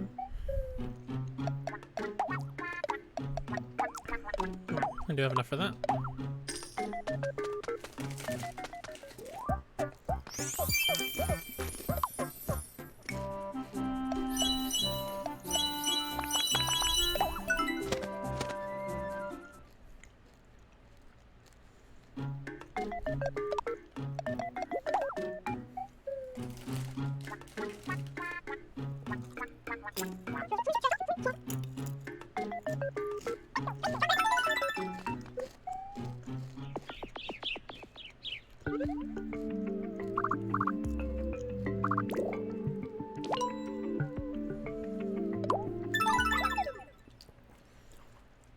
There's the end already, but there's a lot of this lattice still to explore.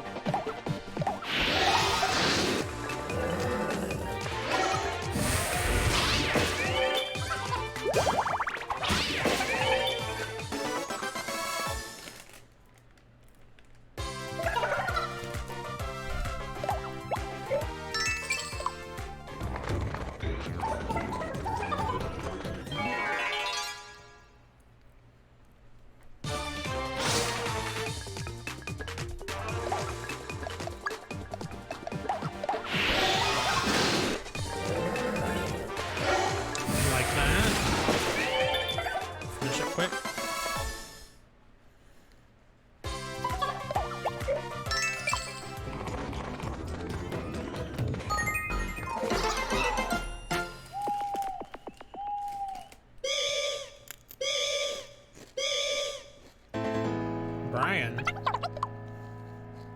No, buddy. At least it's nobody from the team I'm using right now.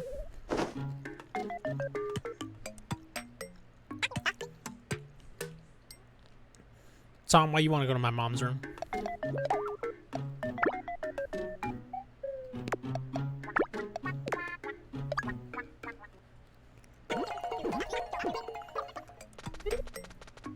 Stop impressing my mom with your stories.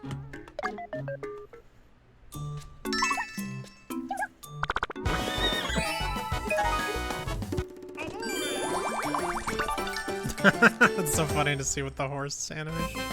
That animation's always silly, but it's even more so with the horse.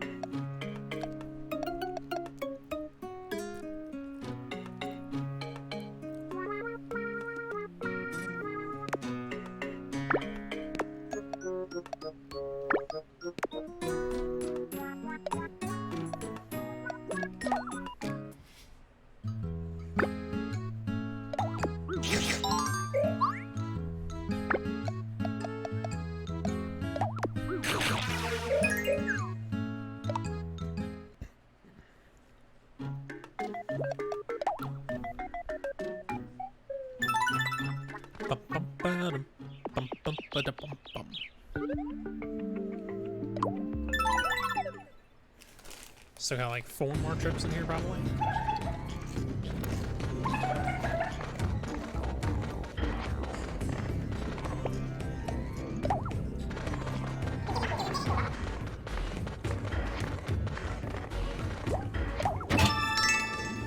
Okay, a little bit of money.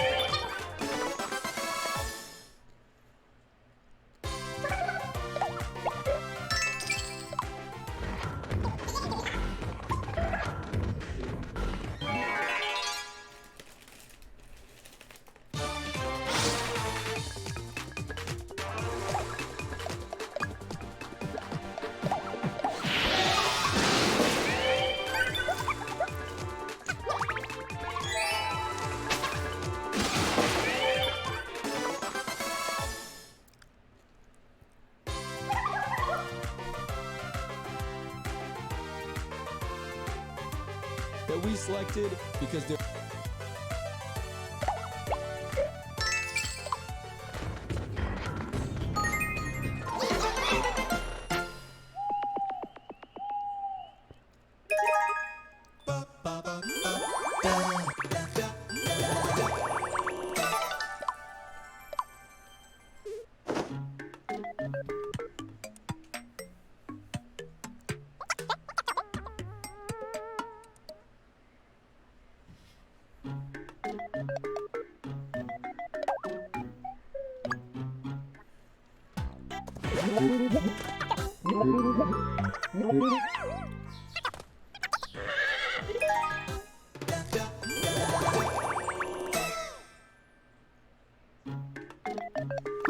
Yeah, go check on Brian.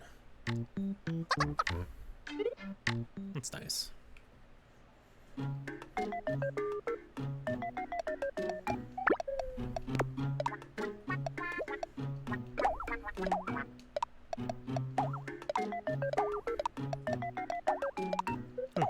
For that, barely.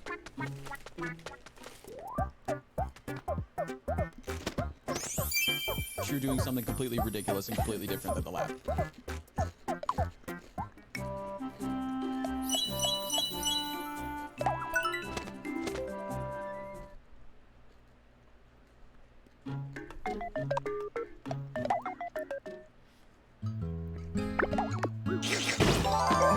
Hell yeah.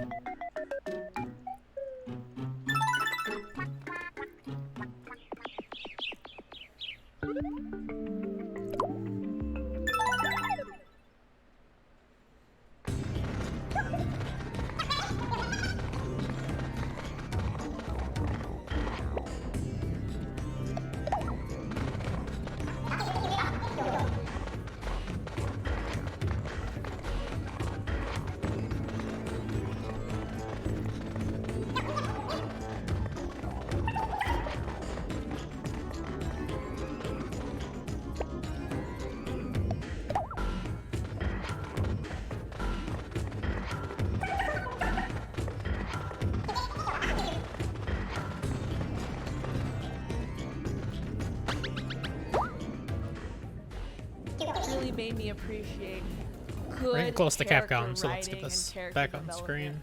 So, which I definitely use in my other projects all the time.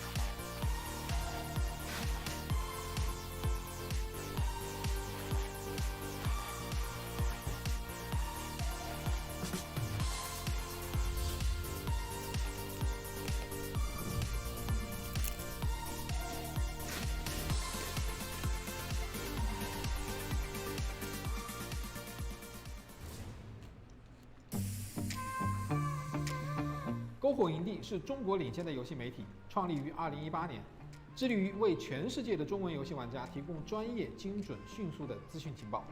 篝火营地立足于中国，与多家国际一流游戏媒体同行达成正式内容合作关系，源源不断地将最新鲜的游戏资讯第一时间带给全球中文游戏玩家。自成立以来，篝火营地在全网的内容浏览量已经超过5亿，服务了数百万的读者和玩家。我们的愿景是做游戏文化传播者。 You know what I wish you could buy the powder that they use to season Doritos. And first of all, I'd probably just buy normal tortilla chips at that point and then sprinkle the powder on there. But they don't put enough powder on some of these flavors specifically. And it's really annoying. I'd like to put a little more on there, you know?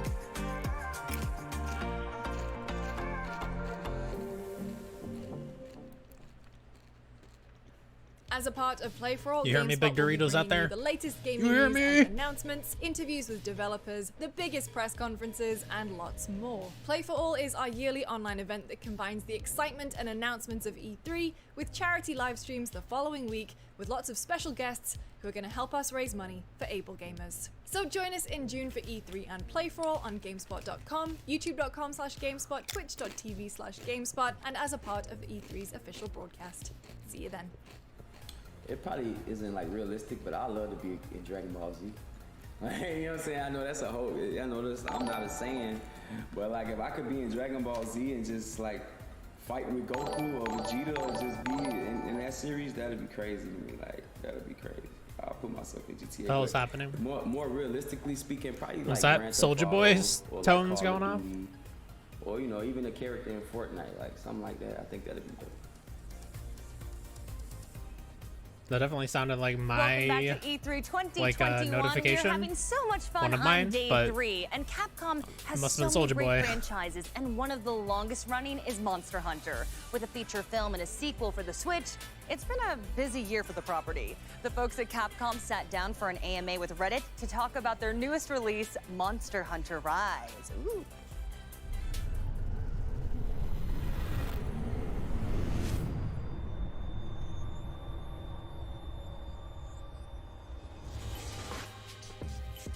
Monster Hunter Rise AMA. Okay.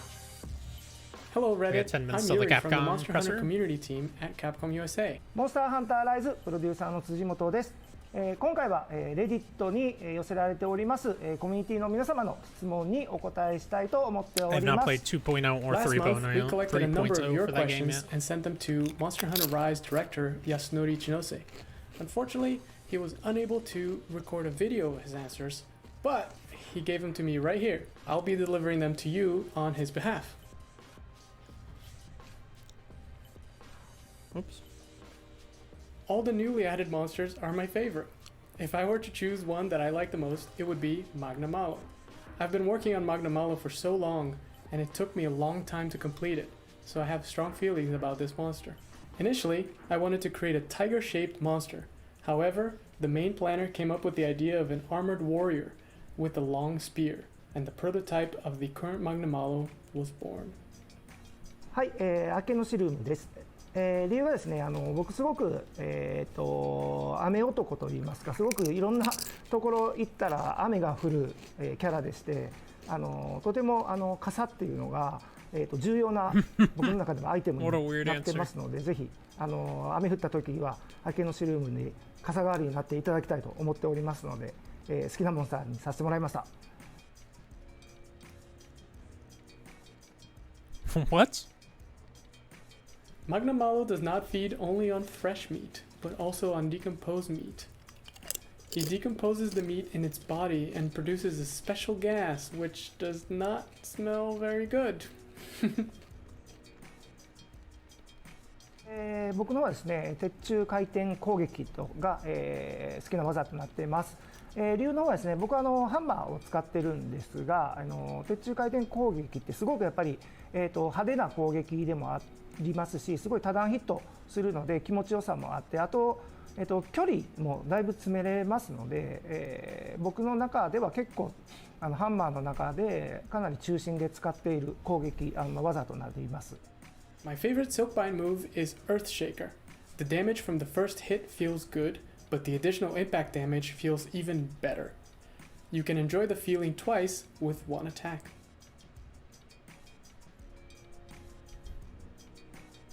はい、子供の頃にですね、怖かった妖怪っていうとですね、カッパという妖怪がいるんですけど、It's Kappa for me. When I was Everybody younger, was I saw a afraid of scene on Kappa, is TV afraid of Kappa. where a man was dragged into a river by a kappa.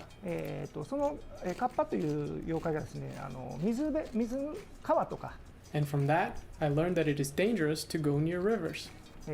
池とかそういうところに潜んでてですね、結構その人をですね、水の中に引きずり込むみたいなことが、言われてる、妖怪なので、子供の頃川とかにも遊びに行ったりとかもしてたんで、結構身近にいそうで怖そうな、妖怪です。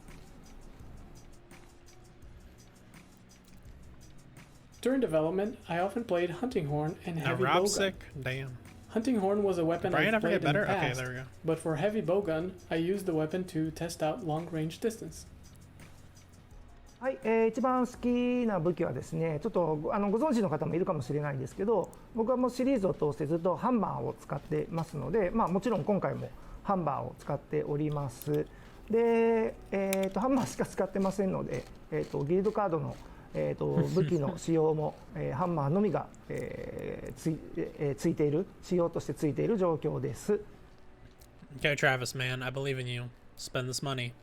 My favorite armor is Bishaten. Whoa, look at that. I You love the bought light the thing you were design supposed to and buy. how it emphasizes mobility. It is inspired by the costumes of Japanese ascetic monks and mountain priests. My favorite skill is Horn Maestro. はい、好きな装備はですね、僕はラージャンの装備が結構好きでして、その見た目的にも好きですし、結構、シリーズでラージャンの、防具が出ているときは絶対一度は作る、防具になっています。で、スキルの方はですね、広域化っていうスキルを、結構つけることが多くて、周りの人にも自分の回復が影響するので、そういうなんか周りの人のちょっとでも手助けになるかなみたいなんで、そういうのをスキルもつけてたりします。はい。Shakalakas? はい、現状予定はありませんが、今後出てくる、タイトルとかで、世界観とかがあって、ガチャブが、登場する必要性があるときには出てくるかもしれませんね。Weird. One day I was playing to check the game. I saw one of Yomogi's feline helpers lying on the ground. So I asked my team what was going on and was told that they were testing out a situation where the feline ate a bad dango that Yomogi made and collapsed. That was a good idea, but unfortunately it didn't make it into the final game. That's because while Yomogi was having an important conversation, the feline was unconscious. That didn't make sense, so we had to say no to the idea.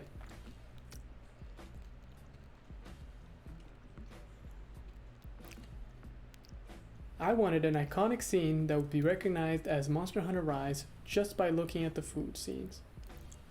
I decided to use elements that were different from those used in the past, such as meat and fish. I personally love sweets, And since the theme for this game is Japanese, I decided to use Japanese sweets as motif. And who doesn't like sweets, right?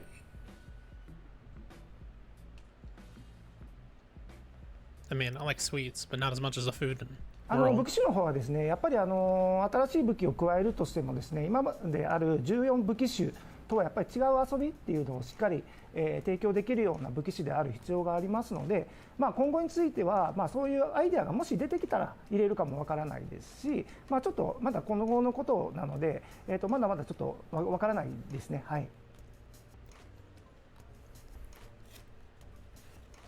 はい、そうですね、複数のチームもそうですし、今やっぱりゲーム作るときってすごい、何百人が、関わってきますので、そういう、全体的にも、情報共有がしっかり取れるような、環境での開発を進めています。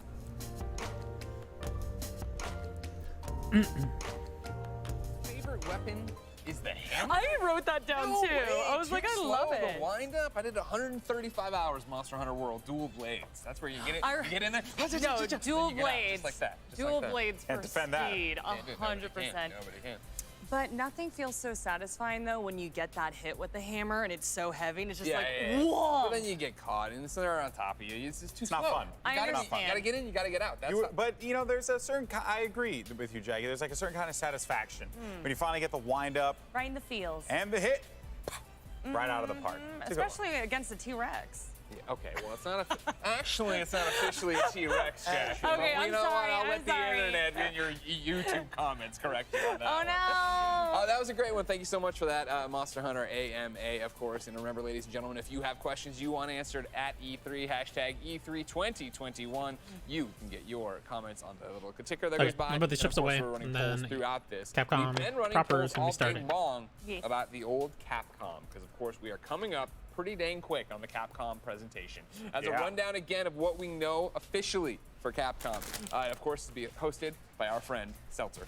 Then we know we're gonna get stuff on the Great Ace Attorney Chronicles. We're gonna get stuff on Monster Hunter Rise. We're gonna get stuff on Monster Hunter Stories 2. We're gonna get Resident Evil Village. That is what they have officially said. Of course, I still hold out hope for more on Resident Evil 4 VR. I hope more on that Resident Evil multiplayer game. Yeah. And then if you really want to start dreaming, I know earlier you want to talk about Lost Planet, like that's gonna Sorry, happen. guys. I went down the rabbit hole. I don't want to get anyone's hopes let's up hear it. here. Although it would be fantastic to have it, but let's focus on what we already know. I'm looking forward to seeing what Resident Evil Village content they're planning to bring to the table. Game's been a massive hit. I'm expecting them to come out, talk about that, and also maybe give us some new stuff. Yeah. Yeah. Jackie, what do you want? Okay, so I am not super into puzzle mystery games, just Okay. being completely honest. But I mean, Ace Attorney just totally plays to me. Obviously, I'm a big weeb. I absolutely adore anime. So just seeing the protagonist being like, objection, like I'm just like, I am absolutely 100% here for it. Also, there's a character in there named Herlock Sholmes. Of course. I mean, That's that how you get alone, our I'm just like, copyright. That's their I'm copyright. exactly. I was like, I love this, so I'm You don't have to definitely pay here anybody. for it. You don't have to pay anybody on It's that so one. smart, Yeah, right? exactly, right? Yeah, you'll be getting it, of course, Ace Attorney, the Chronicles here, the Great Ace Attorney Chronicles, 2 games that were released in Japan, finally coming here on July 27th. And it's about time, ladies and gentlemen. This is what you've been waiting for, all right? The Capcom presentation is starting in 5, 4, 3, Good countdown. 2, 1, go. All right, let's go.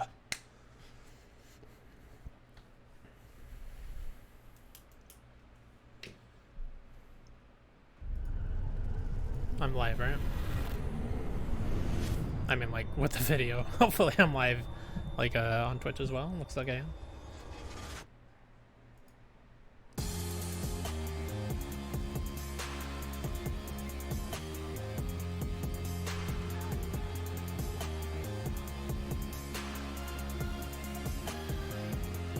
Let's go, Capcom.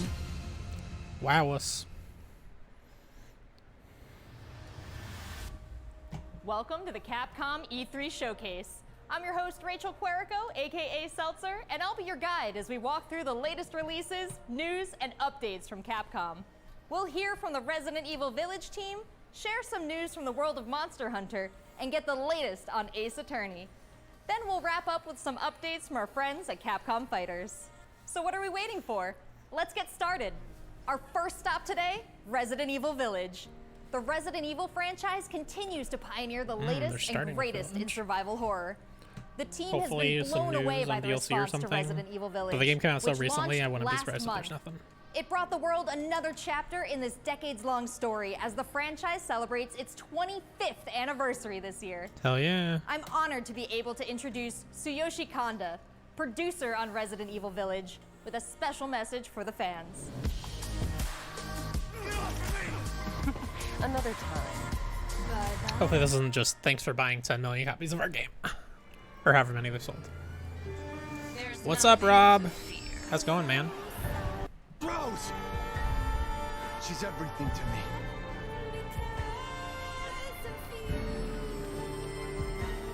I think it's time you left things in my hands. Go on, rest now. Oh, I do not like this trailer being out there for people who have not played the game yet. There's some spoiler ass shit in there. Just got off work, nice. everyone. Yeah, this is the My first name is Tsuyoshi, really and exciting producer conference of the on day. Resident There was Evil one Village. other, the Freedom I wanted Games to take thing this that I opportunity liked. to thank everyone whose Most of praise it's been since pretty we launched the bad game in today. May. We hope you're enjoying this new chapter in survival horror. As a reminder, everyone who purchases Resident Evil Village will really gain quiet for free some reason. access to our online multiplayer title, Resident Evil Re:Verse, where players go head-to-head with their favorite Resident Evil heroes and bioweapons. I'm now happy to announce that Resident Evil Re:Verse will go live next month across all supported platforms. So head into the fray to Yay. celebrate the Resident Evil 25th anniversary. I mean, here's the thing. Yes, I will. I'll probably play that a little bit at least just to check it out, but not exactly hype. Development has just started on additional DLC for Resident Evil Village. Oh, by popular demand. Interesting. So they, according to that text, anyways, they weren't Thank planning you, Kanda-san, DLC. For that wonderful update. Next up, But they some decided to do it long-awaited anyway. news That's from awesome. the world of Monster Hunter. I want Whether DLC it's for that game. adventuring alongside monsters or battling them with friends, we've got something for you. First, let's dive into the brand new story-based RPG entry to the series, Monster Hunter Stories 2: Wings of Ruin.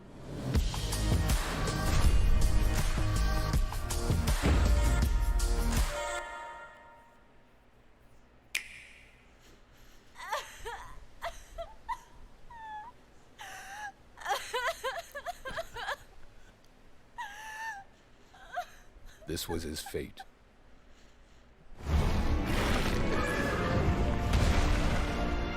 Red may have been strong and skilled, but against the awesome power of nature, he was merely a man. He never stood a chance. All around, things just kept getting worse. But I heard that Guardian Ratha had survived and returned to Hekolu Island. I went there to see Red's old monster again. Was Red the main character of the first game? Then, of course, that's when I met you. You were given Red's kinship stone and now a Rathalos egg. This is destiny. This is the legendary monster. Okay, then the monster with the wings of ruin. It's said that a beat of its wings can bring about waves of destruction. Many people believe there's a connection between the strange happenings and the wings of ruin.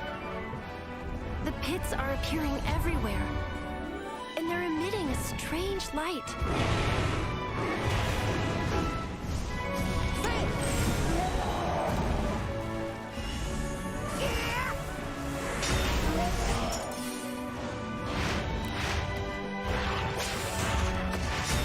What's this whole idea of forming kinship with monsters?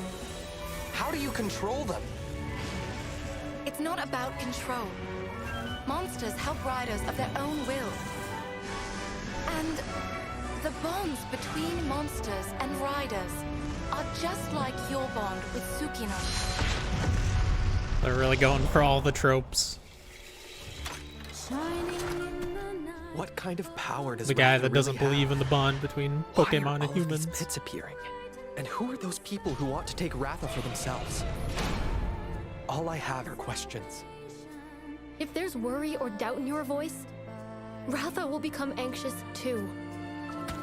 He needs to know that you will protect him no matter what. I can sense the flames of his life force weakening. The burden of such great power is too much for his body to bear.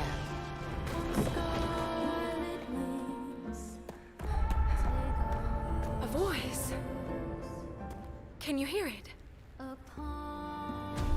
Riders can bond with monsters. Surely you can groove with fellow humans. They have the power of kinship. They're friends. They're monsties. Humans carry the They're strength monsties. of everyone they meet. That makes them strong. My friends here taught me that. I like this game's art believe in style a the lot. strength of humanity. The combat seems very similar to the first one, and something about that first game's combat just bored me deeply and quickly. It feels like Pokemon battles, and Pokemon battles took a really long time. Compared to, you know, they're like a minute and a half usually. If that. So I don't know, that game would have to get like ridiculous reviews to get me interested, I feel like.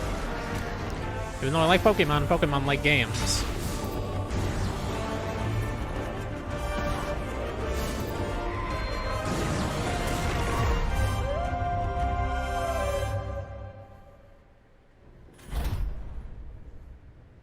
Trial version, cool.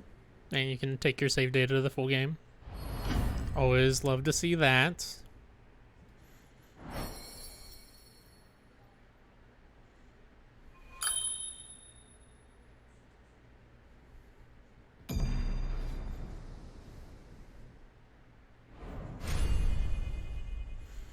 July 9th, nice. We already knew that, I think. But Looks pretty epic, right? And how about that announcement? The canine companion Palamute from Monster Hunter Rise will be joining Monster Hunter Stories 2 as one of the new monsties in the first free title update coming soon after the game's release. like a week after. You can get an early peek I at the think it game was. with the Monster Hunter Stories 2 Wings of Ruin trial version starting on June 25th, which also carries your progress over to the full game release just a few weeks later on July 9th. That's not the only way to join the hunt. Millions of you made Monster Hunter Rise a huge success earlier this year, and we have even more content coming, including a new collaboration on the Rise. Let's find out more.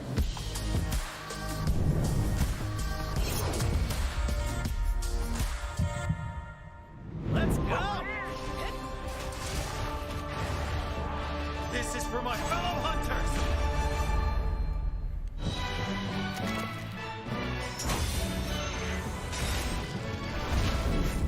Ah, here we go. Rathalos is no one to whom's blessing emerge. Get ready. I have a good feeling. Wait, the first collaboration is with Stories too? That's so funny.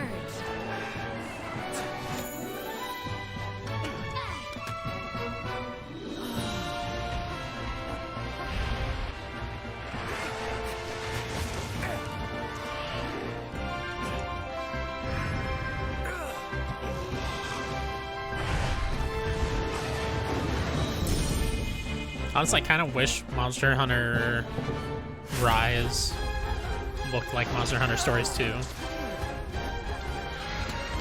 I just think going for an art style like that would work better for the Switch than what they went for, which is still realistic, but not as good looking as Monster Hunter World.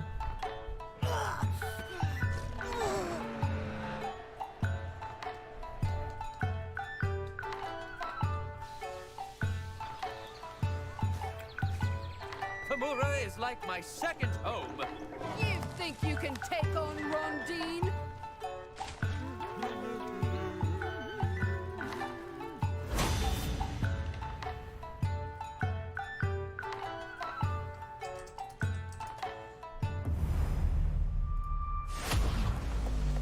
There has never been a better time to be a Monster Hunter fan, with all the new updates to Monster Hunter Rise and the launch of Monster Hunter Stories 2 this summer. We can't wait to hear about your own stories of adventure. Well, that's not the only thing Capcom has in store for us this July. Fans of Phoenix Wright will have new chapters to explore with the release of the Great Ace Attorney Chronicles. North American and European future attorneys will finally be able to get their hands on the Great Ace Attorney adventures and The Great Ace Attorney 2 Resolve, which were previously only available in Japan. You'll travel back in time to the late 19th century Japan and London to play as Ryunosuke Naruhodo, Phoenix Wright's ancestor, in this action-packed prequel. Now, let's hear more about the story. So then, let us unravel this mystery.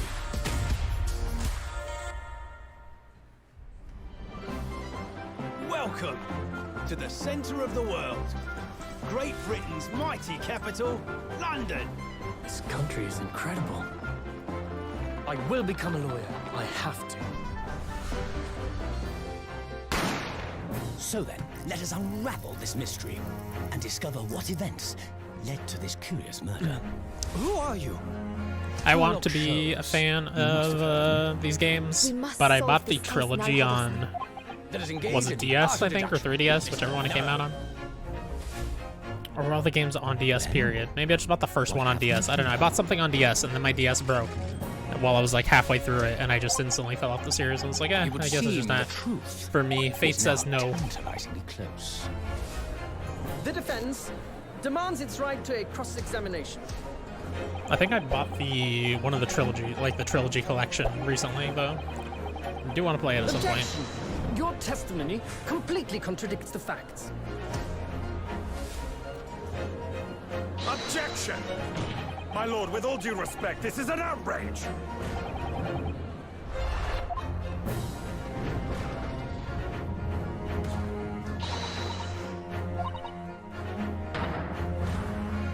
You're the best lawyer in the world. Wow, you're the best lawyer in the world. Those are words I want to hear. So we have 10 new cases and 8 mini escapades where you can take on the role of a defense attorney. Now, we all want to see some gameplay, right? Let's take a closer first look at 2 gameplay features new to the franchise in the Great Ace Attorney Chronicles: Dance of Deduction and Summation Examination. Hello, I'm Jonathan, Capcom's marketing brand manager for the Great Ace Attorney Chronicles. So this is the capital of Great Britain. Where to? The Supreme Court in Whitehall, if you wouldn't mind. The Capcom team is thrilled to present 2 new gameplay features, Dance of Deduction and Summation Examination, coming to the Ace Dance Attorney of series. Deduction.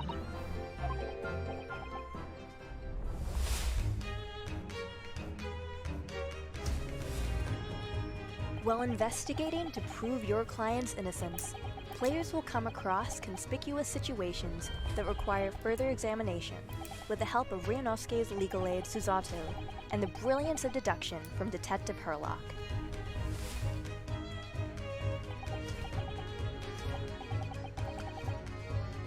Seems like exactly what you would want from the series. Herlock will proceed to present his logic and reasoning spectacular, a grandiose yet flawed series of conjectures.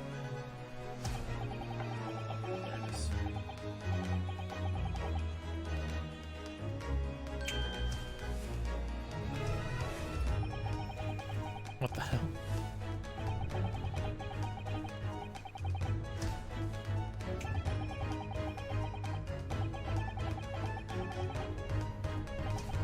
Sholmes. Herlock Sholmes.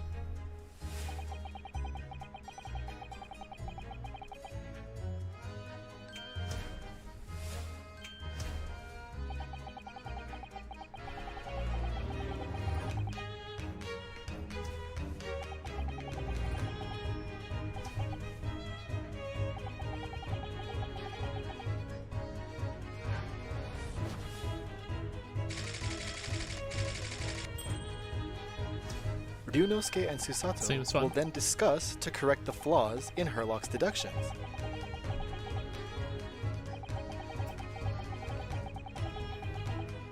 At this point, players will be prompted to search for clues that help identify the errors in the detective's logic and reveal the truth to the mystery.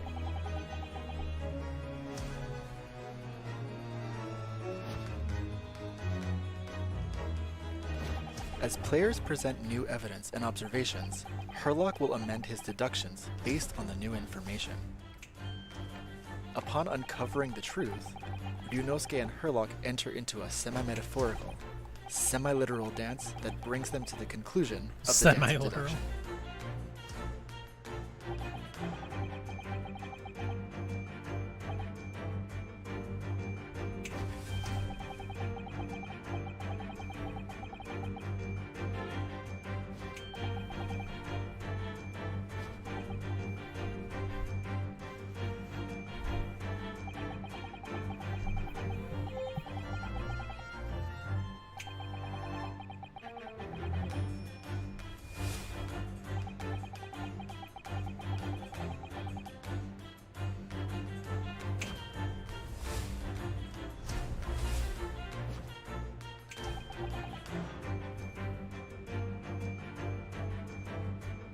So weird.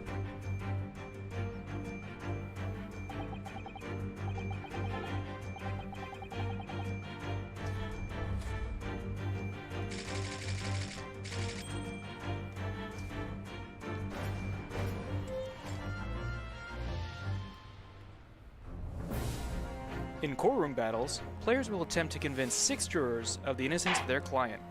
Their progress will be displayed and represented by 2 scales of justice, one black, representing a guilty verdict, and one white, representing a not guilty verdict. Objection! In summation examination, take the stand to face off against the jurors, all of whom provide explanations as to why they've reached their guilty verdict.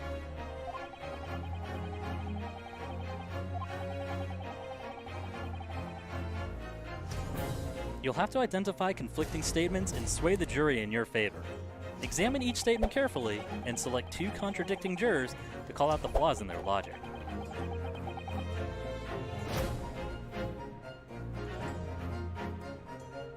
Objection!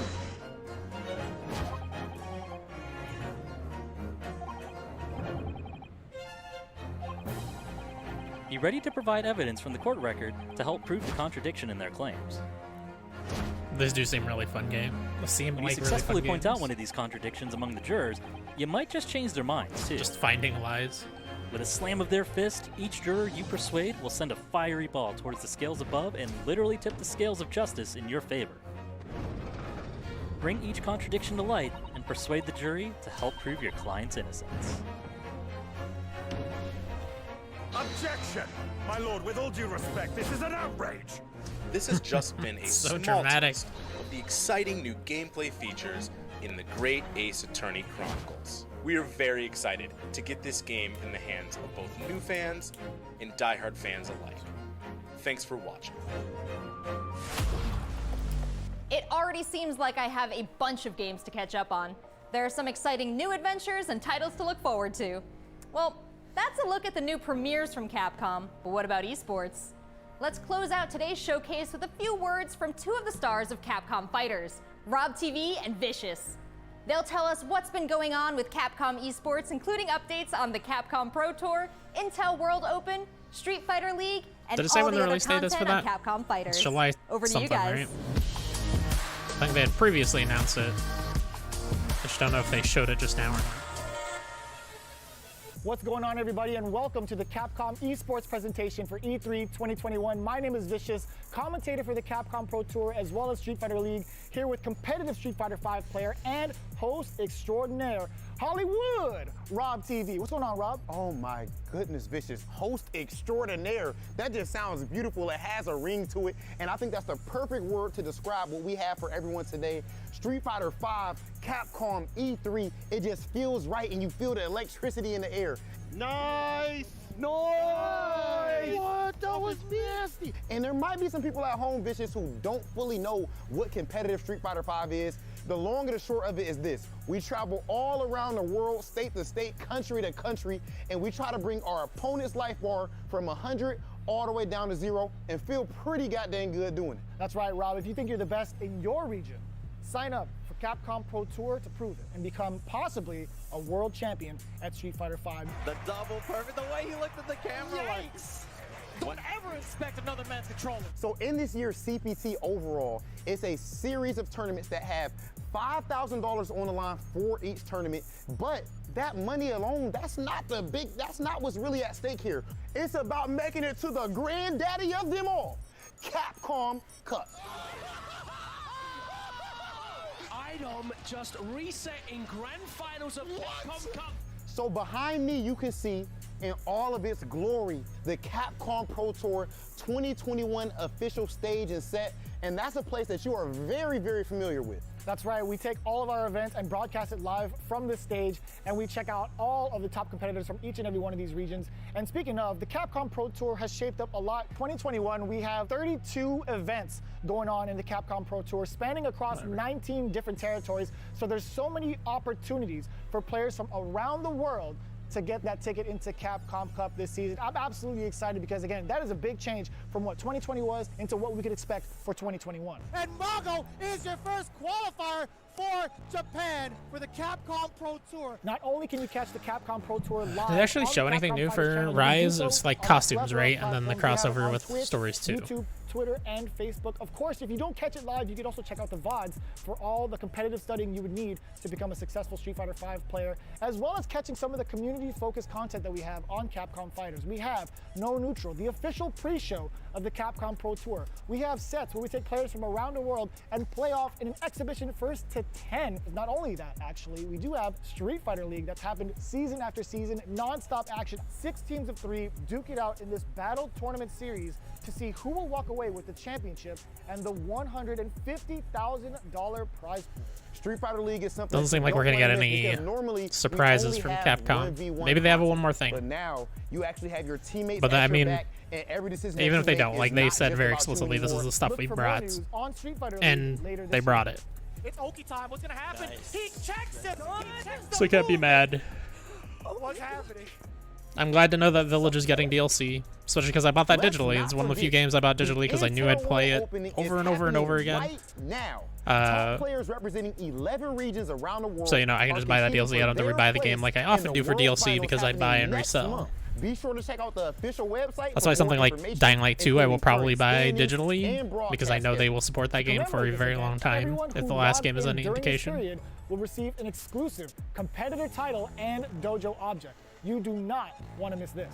I highly recommend everyone to stay tuned for future Capcom Pro Tour updates on the Capcom Fighters channel. And again, we've had so many events so far. We started off with the Japan region. We've had a couple of more events going on afterwards, but the action does not stop. In fact, we're going to be continuing off with the Midwest region for the Capcom Pro Tour. I know you're definitely excited about that. 100%. I mean, of course, your boy is from Ohio. Make sure you guys tune in to see the tournament. You do not want to miss some of the best Street Fighter V players in the world compete head-to-head.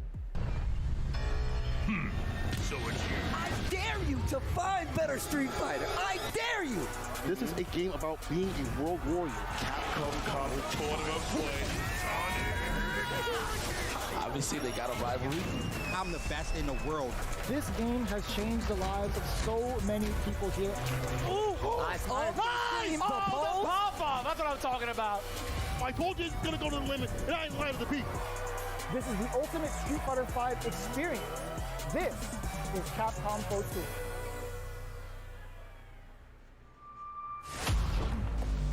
Thanks, guys. It's been a really exciting season so far, and I can't wait to see how this plays out on the road to Capcom Cup.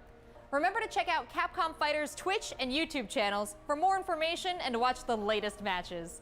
Okay. So that's a wrap for Capcom at E3 this year. Let's recap what we all saw. Resident Evil Village is back with the latest installment of the survival horror experience and RE-Verse as part of the franchise's Resident Evil 25th Village is back is a weird phrase. Even Resident Evil is back. Resident Evil never really had much of a hiatus. With Monster Hunter Stories 2, Wings of Ruin, Certainly and not Monster recently. Hunter Rise. And don't forget to go back in time with the great Ace Attorney Chronicles to tap into the family history of Phoenix Wright and solve new cases. Finally, don't miss out on the esports fun. Make sure you catch the latest matches with Capcom Fighters. There really is something for everyone here today. But don't go anywhere yet.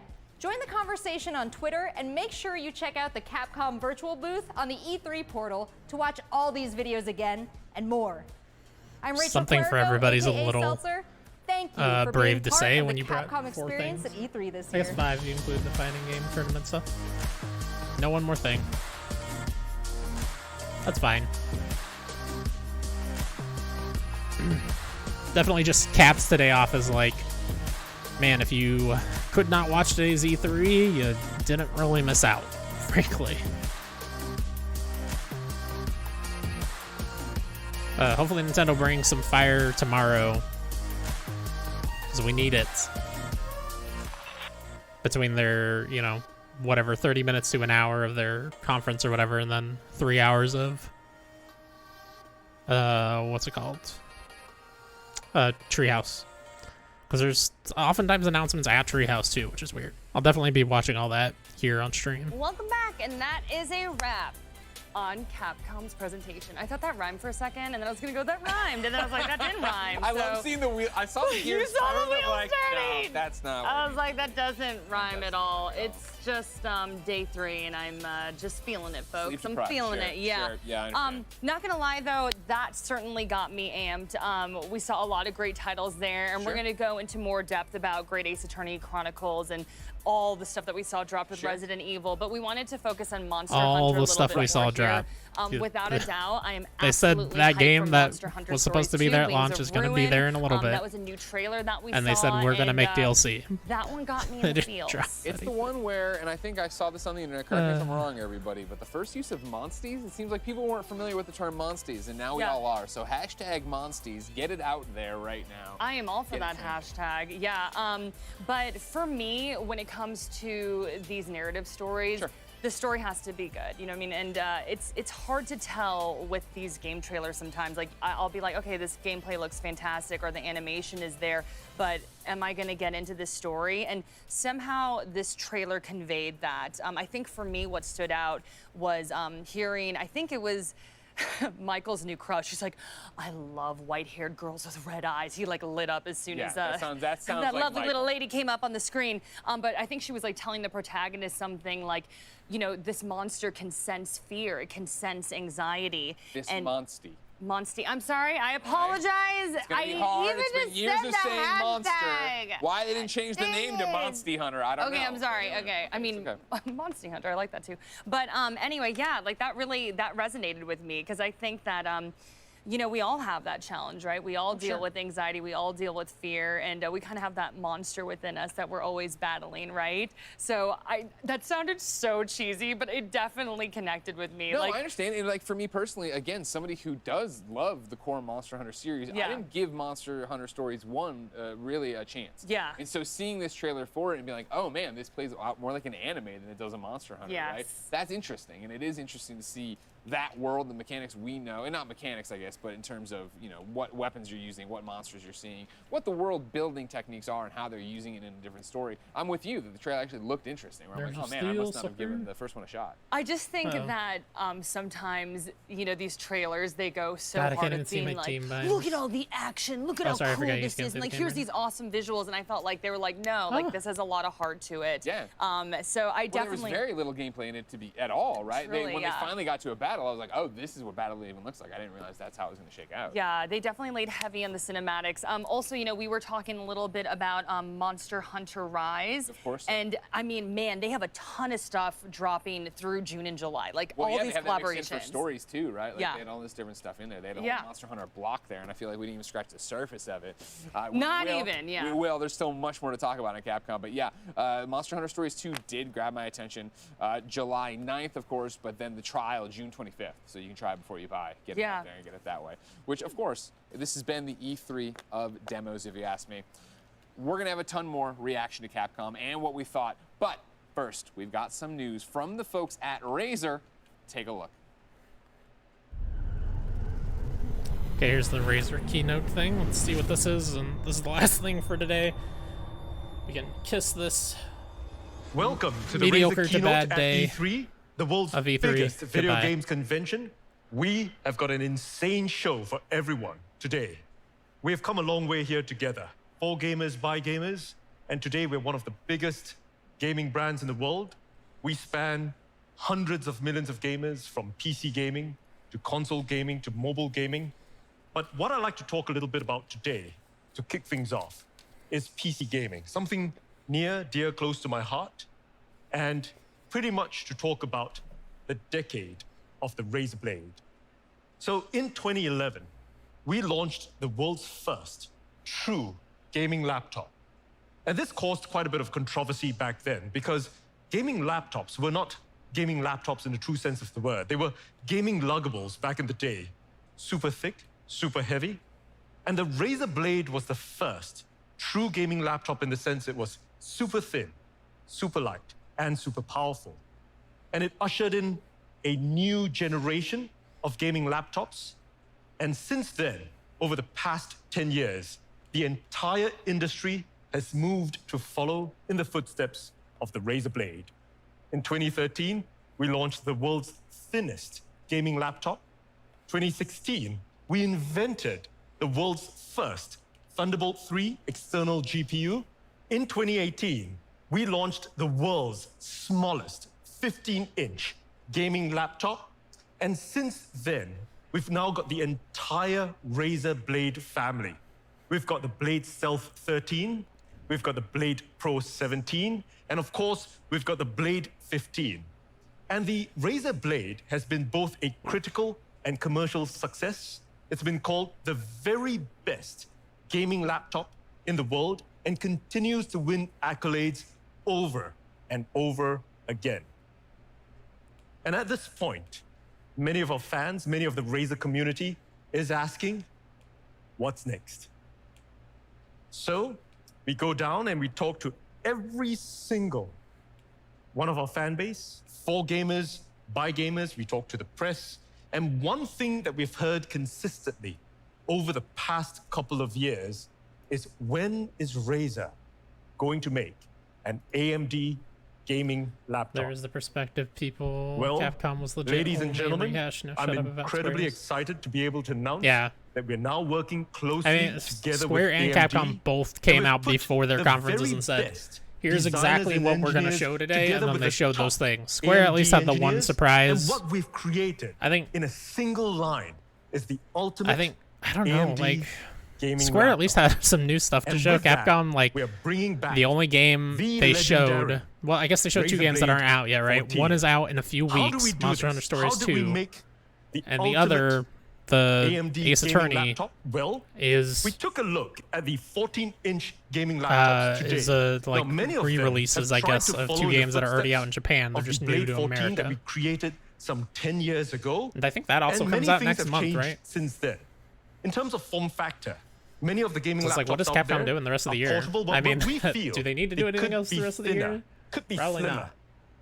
Now, Resident over and Evil above did in very terms well of for them. GPUs, there's been not much innovation. Don't get me wrong, they've got a great GPU in there, but they max out at a RTX 3060.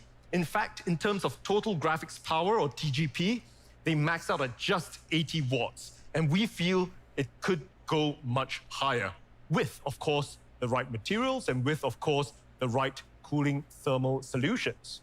Now, as we talk about materials, unfortunately, most of them still use really non-premium builds. Now, one thing that we do at Razer that all of you are familiar with is that we look at doing really premium builds. We've got CNC'd machined chassis. We want to make sure that you've got the best possible no flex kind of a chassis, but many of the ones out there don't have that. And of course, cooling. Many of the 14-inch gaming laptops are still using solutions that we pioneered some 10 years ago. At Razer, we've really pushed it ahead. We've had vapor chamber cooling for years now. We are in the next generation of that. We've done that for laptops. We've done that for phones over and over. Now, in terms of having all this last-gen tech, many of them are still limited in terms of the ports that they've got. They've got only a couple of Type A ports, a couple of Type C ports, so on and so forth. And they've got truly, truly uninspired keyboards. They're using single-color backlit keyboards. Why? Because they don't have space or they don't have the imagination. But at Razer, we've got loads and loads of imagination. And what do we want to imagine? Well, a whole lot of ultras. Ultra what? Well, ultra powerful. We want it to be ultra powerful. We want it to be ultra thin. We want it to be ultra fast. We want to have ultra connectivity. We want it to be ultra responsive. And of course, ultra immersive. That's a lot of ultras to make the ultimate AMD gaming laptop. But let's talk about how ultra powerful the new Razer Blade 14 is. Now, together with AMD and Razer, we have designed and engineered in a single line the world's most powerful 14-inch gaming laptop. This is not any normal gaming laptop that we're talking about. We're talking about the world's most powerful 14-inch gaming laptop. And to this double check end, the schedule and make we sure there's wanted to nothing after pick this one of because the this most sucks. powerful and I don't need to CPUs listen to it. on the planet today, and we've picked the AMD Ryzen 5900 HX. This is truly Okay, there's nothing going on here. an incredible CPU. We are talking about a HX class, an extreme class. All right, well, thanks everybody who came out to the stream. Travis was here, Tom was here, Genetics was here, Rob was here. I appreciate all y'all coming. Unfortunately, today was kind of a bust. Let's see, how many games did I write down total across... How long have we been streaming? I know the stream crashed. It was at 4 hours when it crashed. So 7 hours. Across 7 hours, we were down 1, 2, 3, 4, 5, 6 games. Less than a game an hour we got of things I was actually interested in playing, unfortunately. But tomorrow will be better, I think, with Nintendo. I hope. We have Nintendo, we have Bandai Namco. I don't expect a lot out of Bandai Namco. I expect to see some stuff I already know I'm excited about, like Elden Ring and Tales of Arise. I don't know what they could surprise me with. Is Scarlet Nexus Bandai Namco? I'm not sure. But yeah, Nintendo for sure I expect to be surprised by and happy with, and you know, I want to see Splatoon 3. Everybody wants to see Breath of the Wild 2, whatever the hell that's called. So yeah, I think tomorrow will be a better day than today was. Hopefully as good as yesterday was. Yesterday was pretty good, at least in the early parts of the day.